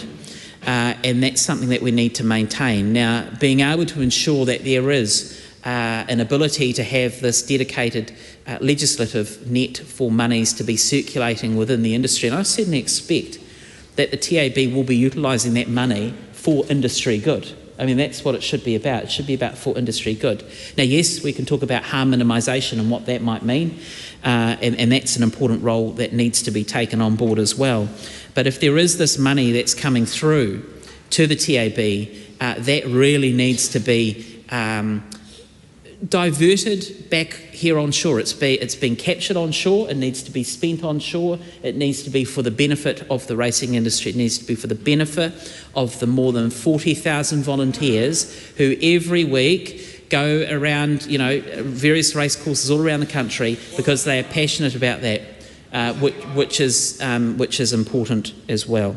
So, Mr. Speaker, at third reading, albeit an urgency, we are supportive of this bill. I want to acknowledge all of those that have taken the time to be a part of this process, whether it's the officials that have been involved, whether it's the Minister or his office, whether it is the many submitters who had taken time to share their thoughts and experiences, and that's an important thing, the experiences that were shared by submitters to the Select Committee. I think it has meant that we've landed at a piece of legislation that is going to make a huge difference, and I commend it to the House. Steve Abel. Thank you, Speaker. Regarding the Racing Industry Amendment Bill, the Green Party, like all parties in the House, is supporting this bill. The legislation supports New Zealand racing industry by making TAB New Zealand's sole provider for sports and race betting, both on land and online. This ensures that gambling profits are returned to the racing industry. The bill makes several other changes, including new oversight powers for the Minister to seek information from TAB New Zealand, regulatory oversight for the prohibition on other operators, and extends regulation-making power for harm prevention and minimisation to online TAB platforms. It creates regulation-making power to specify circumstances in which the TAB can exclude customers from using their online platforms and to prescribe consumer protections. The net profit of the TAB is distributed to the racing industry through grants to supporting organisations, so minimising competition protects gambling revenue for the racing industry. I think around $185 million was being repatriated offshore under the present state of affairs, and this bill will ensure that more of that money is retained by New Zealand. In terms of the Green Party position, we have a phalanx of policy writers in our membership who very diligently go through and come up and make us the party with the most sophisticated and deepest portfolio of policies of any party in this Parliament. And the party policy, thank you mate, I appreciate that. The party policy of the Greens requires us to prevent new forms of gambling that are associated with harm and regulate all existing forms of gambling to prevent or minimise harm. We see this bill as being consistent with that. It does prohibit online betting services by offshore operators, and online gambling is one of the riskier forms of gambling due to its easy access and easiness to conceal. Offshore operators are also not covered by New Zealand law, and the protections provided by regulation, we see that as an important step in the right direction to ensure that online gambling is covered by regulation that takes into account the significant harm that gambling can be in our society. It is a pernicious addiction for some, and this has to be dealt with seriously. So we see the powers of the Minister to address that, and the powers the regulation-making power for harm prevention to be an important part of that. Our position on opposing forms of gambling that prevent harm might be a challenge for us regarding the government's legislation to put Class 6 land into a lottery for pine tree growing that I hadn't considered in terms of another piece of legislation that the government's trying to push through the House right now. We previously supported legislation back to racing in 2019 to introduce offshore betting charges with revenue distributed among the racing codes, which we determined was sensible given the current racing industry provides a service to offshore vendors for no compensation. The same justification applies to prohibiting offshore betting. The primary point of the bill is to protect the financial sustainability of the racing industry. There is some question over whether that sustainability is a good thing to some people who are concerned about the impact on animals used for entertainment and animal welfare concerns across racing codes. However, just for clarity, it is the Green Party's policy to seek to regulate racing, not to explicitly call for its abolition, other than in the instance of greyhound racing, and we acknowledge the Minister's clear indication that it is this government's intention to phase out the greyhound racing industry, and we obviously support that position as well. There is the risk that protecting TAB's monopoly and limiting competition will increase TAB profitability at the expense of betting consumers. This was an issue that was canvassed at the committee somewhat, and I know some submitters directly reached out expressing their concerns about the loss of competition, the monopolistic nature of this new regime. That is something that I think we as a parliament need to keep a close eye on, because we do want to make sure that there is not a monopoly restriction of people's ability to gamble where they're doing that in a safe manner. We think the expanded regulatory making powers to protect consumers offers some protection for that.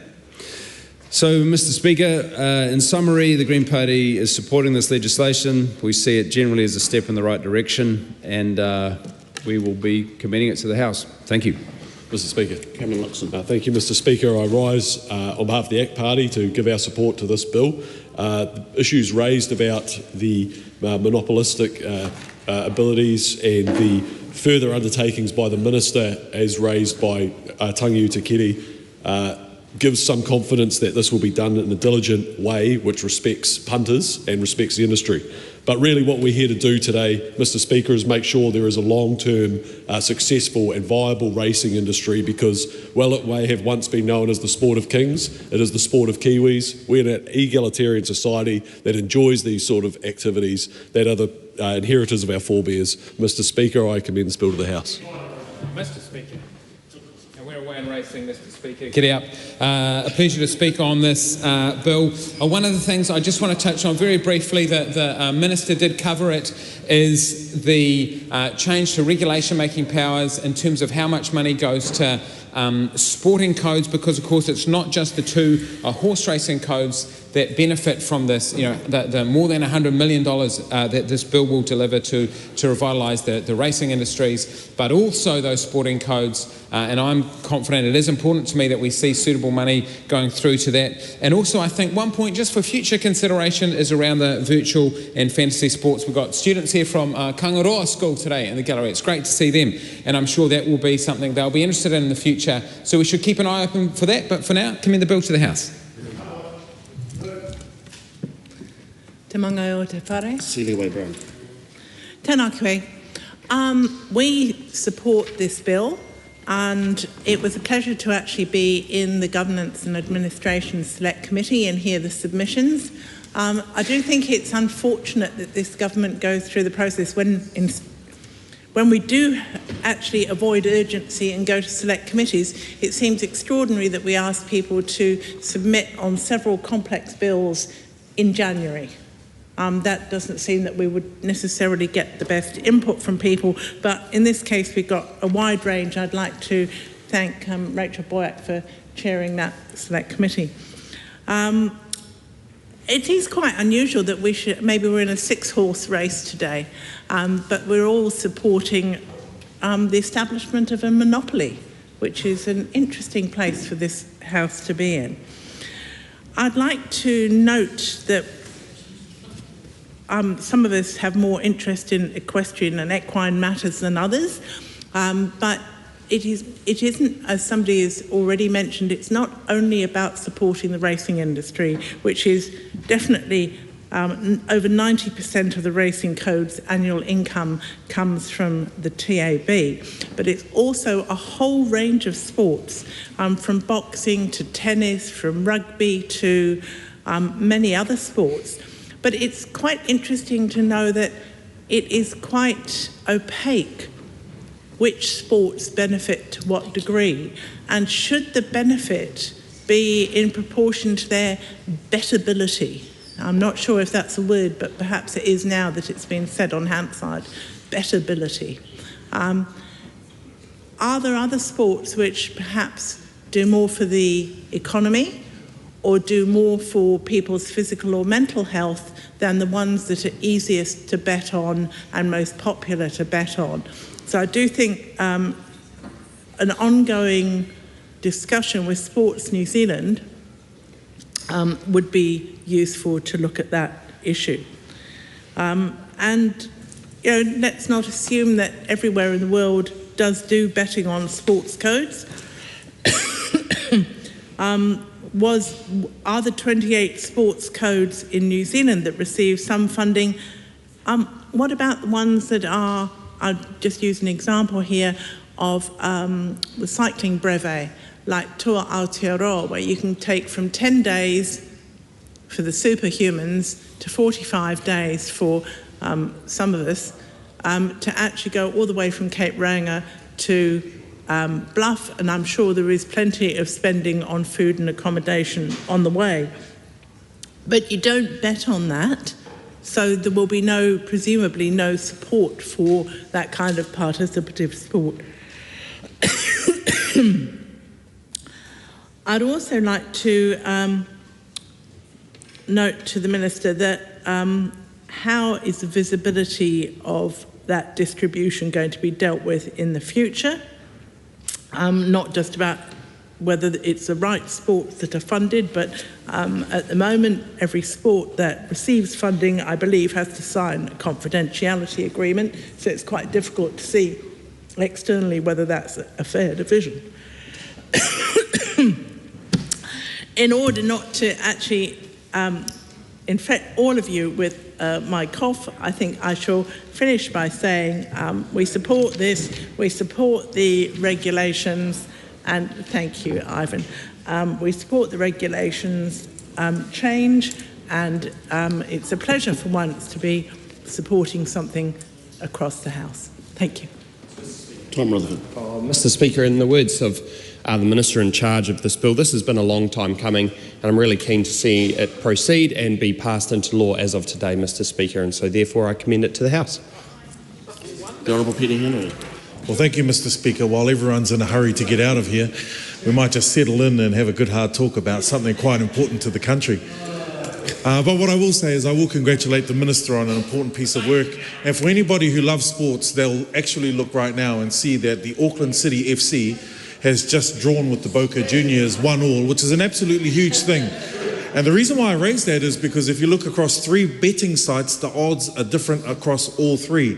Now, the interesting thing is if you had put your wager on Auckland City to either draw or win that game, you would have come out a very rich person at the end of that game. So, Mr. Speaker, this is a bill that looks towards making sure that we can protect the sport betting industry here in New Zealand, but also make sure that we can look towards the kinds of codes, as Mr. Costley has already spoken to, that can allow a far more inclusive betting sector, if you will. You can almost bet on anything around the world, but in New Zealand, this bill is something that will make sure that we set the foundation for a better future in this particular space. Just finally from me on this matter, and because my colleagues have touched on it, there is an important matter around harmful betting.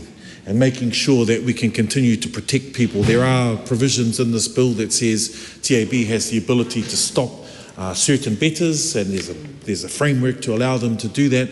But ultimately, we know the best way to stop people from falling into gambling harm is to stop them from gambling in the first place. And in communities that many of us know and represent well here in the House, this is an important issue, and I take my words of my colleague, Mr. Tamariki, about the opportunity to once again have a look at pokies in communities. While that may be somewhat of a missed opportunity in this particular bill, Mr. Speaker, we do support it. We look forward to an ongoing discussion with the sector as the sector evolves. By the time this bill started, its gestation period to this point, the sector has already changed multiple times. There are far more online gambling platforms in that period of time than most people can fathom in this House. So, Mr. Speaker, just on that note, we congratulate the Minister on a piece of work that he's worked hard on, I know, certainly in my time in the House here, and we commend this particular bill to the House. Mr. Speaker, I too, on behalf of the National Party, want to commend this third reading of the Racing Industry Amendment Bill. I also want to acknowledge Nick Roberts, Chief Executive of TAB NZ, and his team up there, and no doubt they are waiting for this to come through, and commend them on their good work. Wish them all the very well as the TAB New Zealand extends its monopoly on sports and race wagering to include online betting. I commend the bill. Thank you. The next call is a split call between the Labour Party and the National Party. I call Lydia Sosini. Thank you, Mr. Speaker. I want to thank the Minister for bringing this to the House in the third reading, and it is pleasing that we support such a vital industry to Aotearoa. But, Mr. Speaker, I just want to quickly mention, in terms of the pokie machines, the Class 4, that it could have been a missed opportunity, as my colleague Penny Herare has talked about. In our community in South Auckland, there is a real problem with the gambling of those pokies machines. They're just too prevalent in our local communities, and it does not reduce in terms of the gambling harm behaviour. That is part of this legislation, and I did want to raise it, but I do want to thank the Governance and Administration Committee. I do want to thank the submitters, but also the TAB industry, that they still have an obligation to those who struggle to manage their gambling behaviour. And sometimes the proliferation of pokie machines in local communities are a real problem. So there needs to be that balance. But congratulations to the Minister in terms of this Racing Industry Amendment Bill. I commend the bill to the House. Mr. Speaker. Catherine Webb.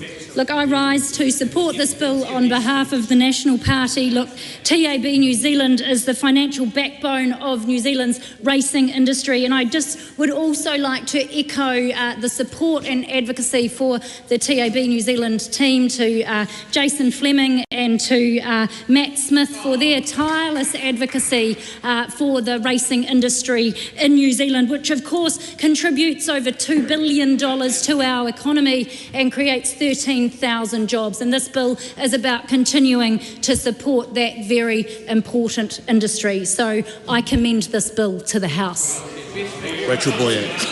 Thank you, Mr. Speaker. It's a pleasure to take a call on the Racing Industry Amendment Bill, and it was a real pleasure to chair the committee for most of the process, and I do want to acknowledge the chair who took over from me, Camilla Bellich, who oversaw the final stages of the Select Committee process as this bill made its way through the Select Committee and now to the House for its third and final reading today. Mr. Speaker, we are really pleased to see this bill proceed and to support this bill. This was work that began under the previous Labour government, and I do note that there are some concerns from our side around some elements of the bill that we think are missed opportunities, and I'll just talk to that briefly. But what I wanted to speak to specifically today was we heard a number of submitters. One particular theme that came through was from national sporting organisations who also will benefit from this bill.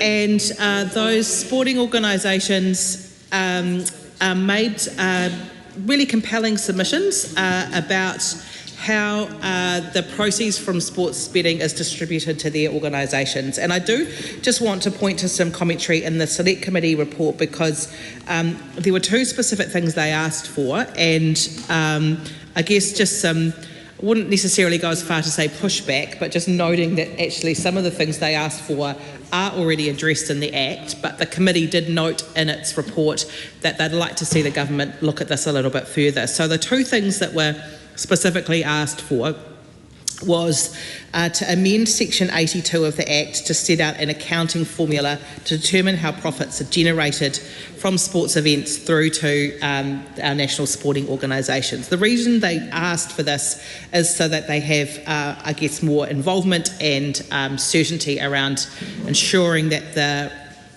appropriate amount of profit is then shared with those sporting codes. The committee did hear and note, though, that Section 128 of the Act does provide for regulations to be made to prescribe methods. And so there would be the opportunity under secondary legislation. The sporting codes asked for it to go into the body of the Act, and actually I don't believe that's the appropriate place for it. I think it's a better place would be to have it in secondary legislation. And so the committee, I think, correctly noted that those regulations could be used to address the concerns of those organisations as opposed to writing it into the primary legislation. The second a big call that the groups made was having a requirement for representatives of national sporting organisations or Sport and Recreation New Zealand to be represented on the TAB board. It was useful for the committee to hear from the TAB board and hear about the expertise of many of them who have actually come from sporting codes or come from Sport and Recreation New Zealand. And so while we appreciated that putting a requirement in, it actually didn't seem to be an actual problem in reality. And noted that Section 56 of the Act provides that Sport and Recreation New Zealand must be given at least 4 weeks to make nominations to the selection panel that recommends appointments to the TAB board. So on balance, I think the committee made the right decisions not to write requirements into the Act, but it did state that that they encouraged the government to investigate these issues further. And look, I would support that. While this bill is about ensuring the certainty of the racing industry, obviously the TAB has a really important role in overseeing betting and then the proceeds of betting in the racing industry and our sporting codes, which are very important to who we are as New Zealanders. So I wanted to take some time just to note those comments from the Select Committee process, because I thought they it initiated a useful conversation. But I also wanted, I guess, to reassure the sporting codes that I think there are things in the Act that do go some way to addressing the concerns that they have. Final comments I just wanted to make, because I think most of us would like to see this bill passed if we can before 1 p.m, particularly the Minister, was noting in the report the differing view from the Labour Party and the Green Party around Class 4 gambling, and that there was supposed to be more work undertaken and that would have removed TAB's Class 4 licence. And I think that some of my colleagues like Hene Henare and the Maunga, Lydia Sosene, have made some very good representations around the concerns that we have as a Labour Party about the impact of gambling products like pokies. You know, gambling products like betting on horse racing, far more regulated, far safer, significantly lower levels of harm caused for people. Whereas, you know, there would have been an opportunity here to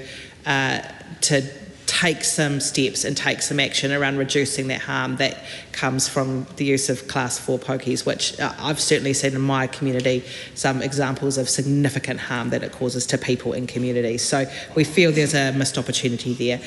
But look, we are keen to see this bill hopefully pass before 1 o'clock and thank the Minister for bringing it to the House, and we commend it to the House.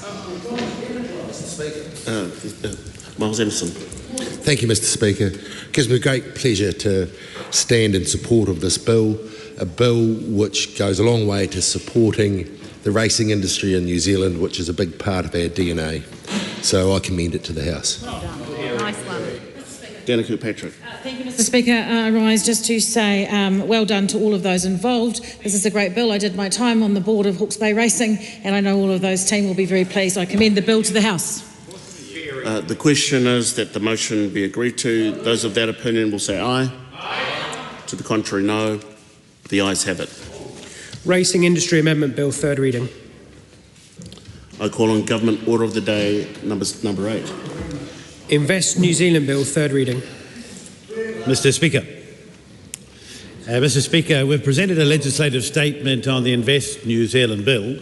That legislative statement is published under the authority of the House and can be found on the Parliament website. Thank you, Mr. Speaker. And I move that the Invest New Zealand Bill is now read a third time. And can I congratulate the Minister of Racing for the successful passage of that bill unanimously in the House. Mr. Speaker, I want to thank members for their contributions in the debate so far over previous weeks to this important piece of legislation.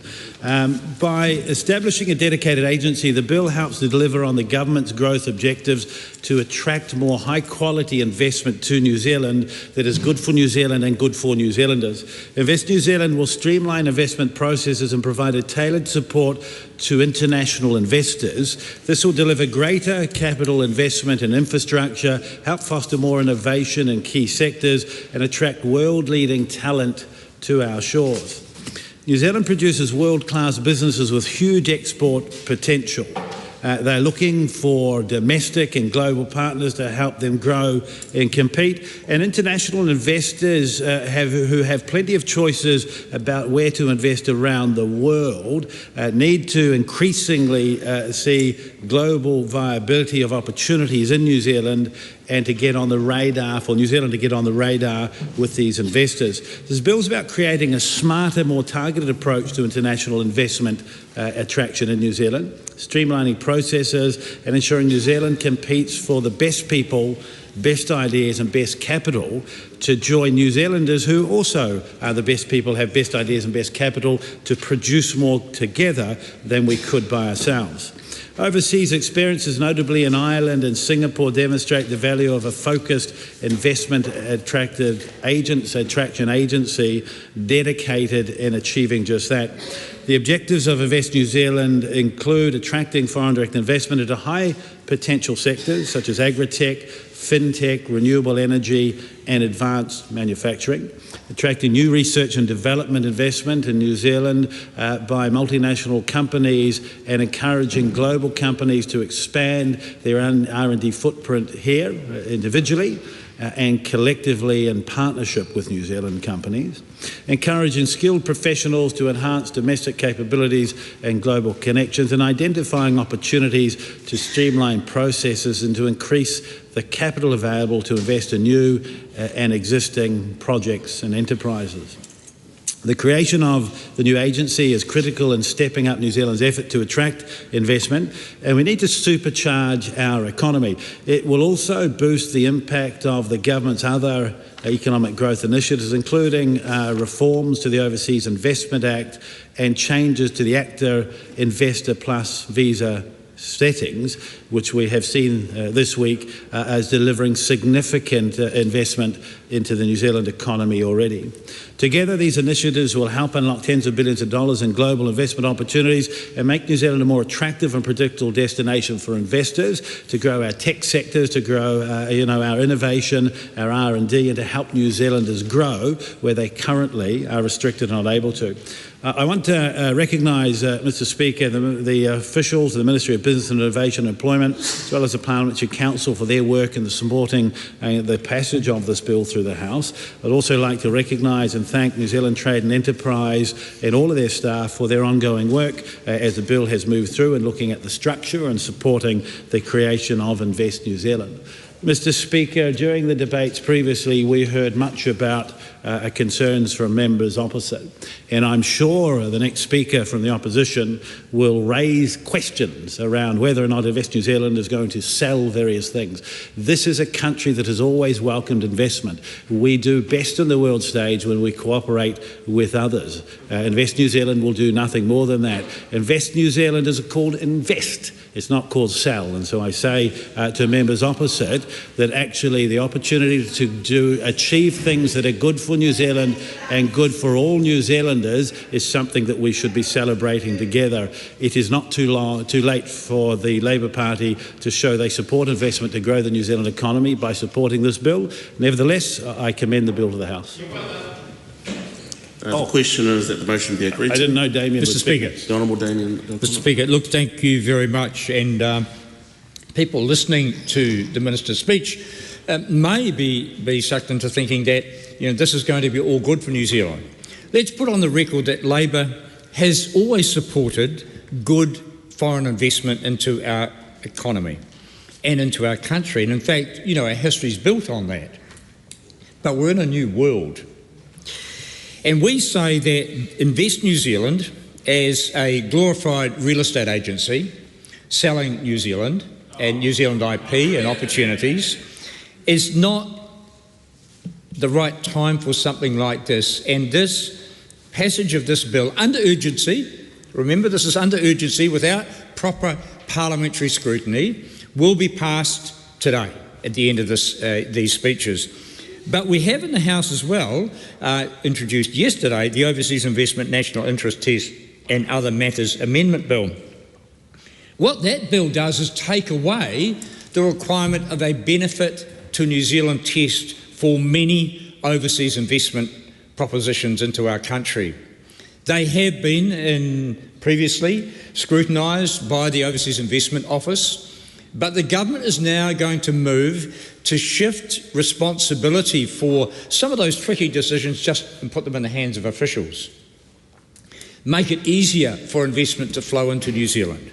Now, historic times would have said that that would have provided better benefit for New Zealand when we needed the capital.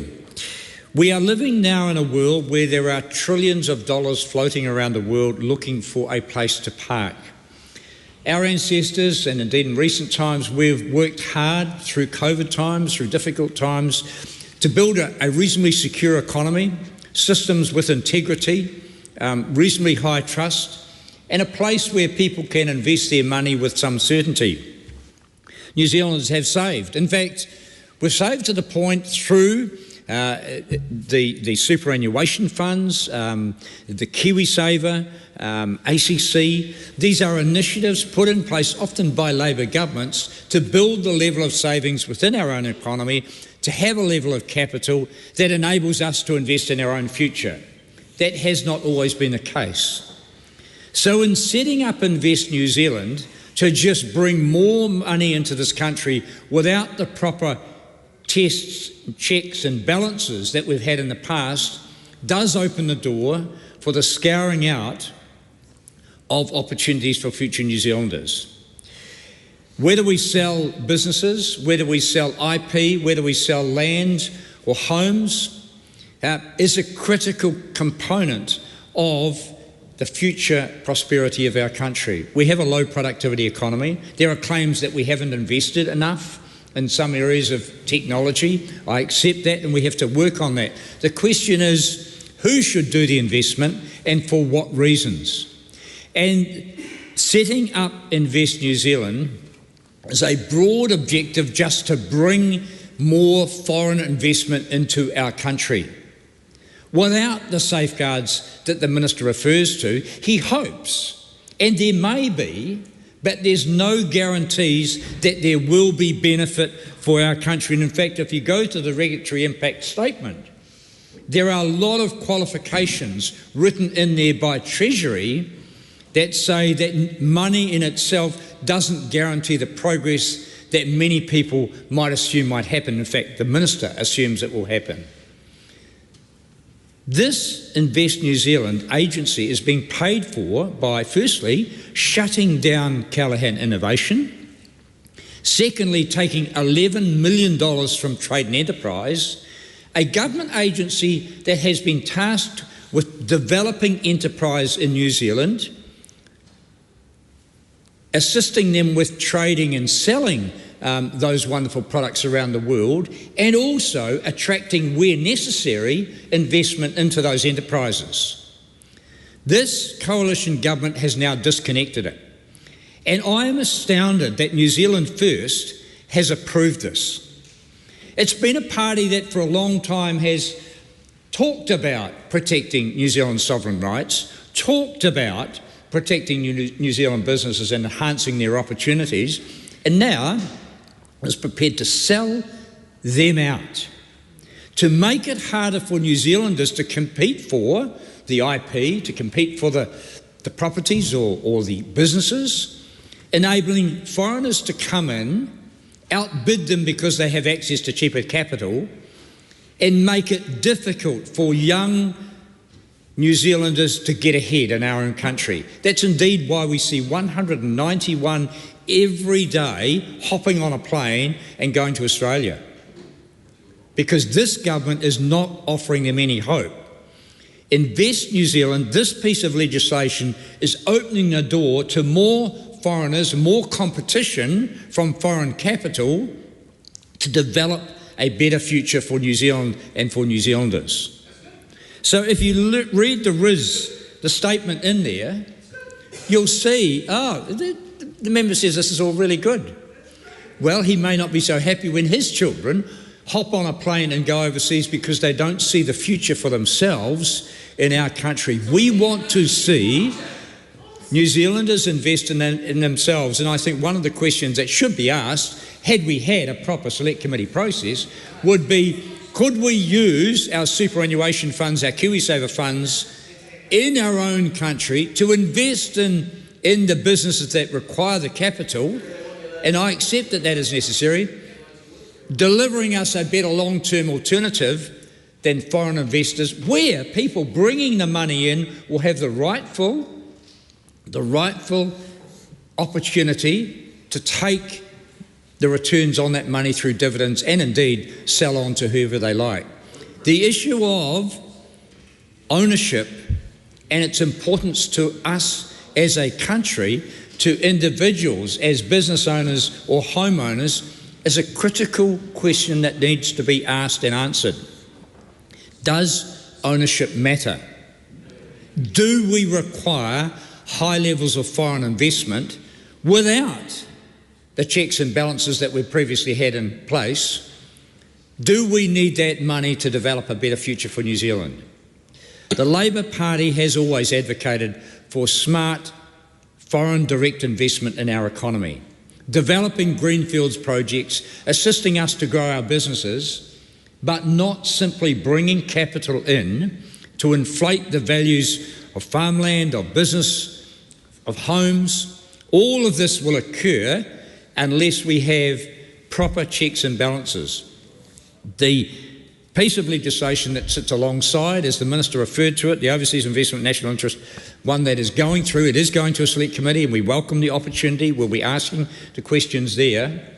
But this Invest New Zealand piece of legislation that we're dealing with, the third reading of which is going through the House today, heard under urgency, without checks and balances, without an ability to ask the hard questions, is simply opening the door to unchecked foreign investment in our country. Mr. Speaker, I urge people to take the opportunity to submit on the piece of legislation that will go to the Select Committee to hopefully make some changes to bolster the checks and balances that will be needed to protect the rights of New Zealanders now and into the future. We understand the value of capital, but capital in itself, without a highly skilled workforce, without the proper regulations and environmental protections that we need, will not deliver a better New Zealand for New Zealanders into the future.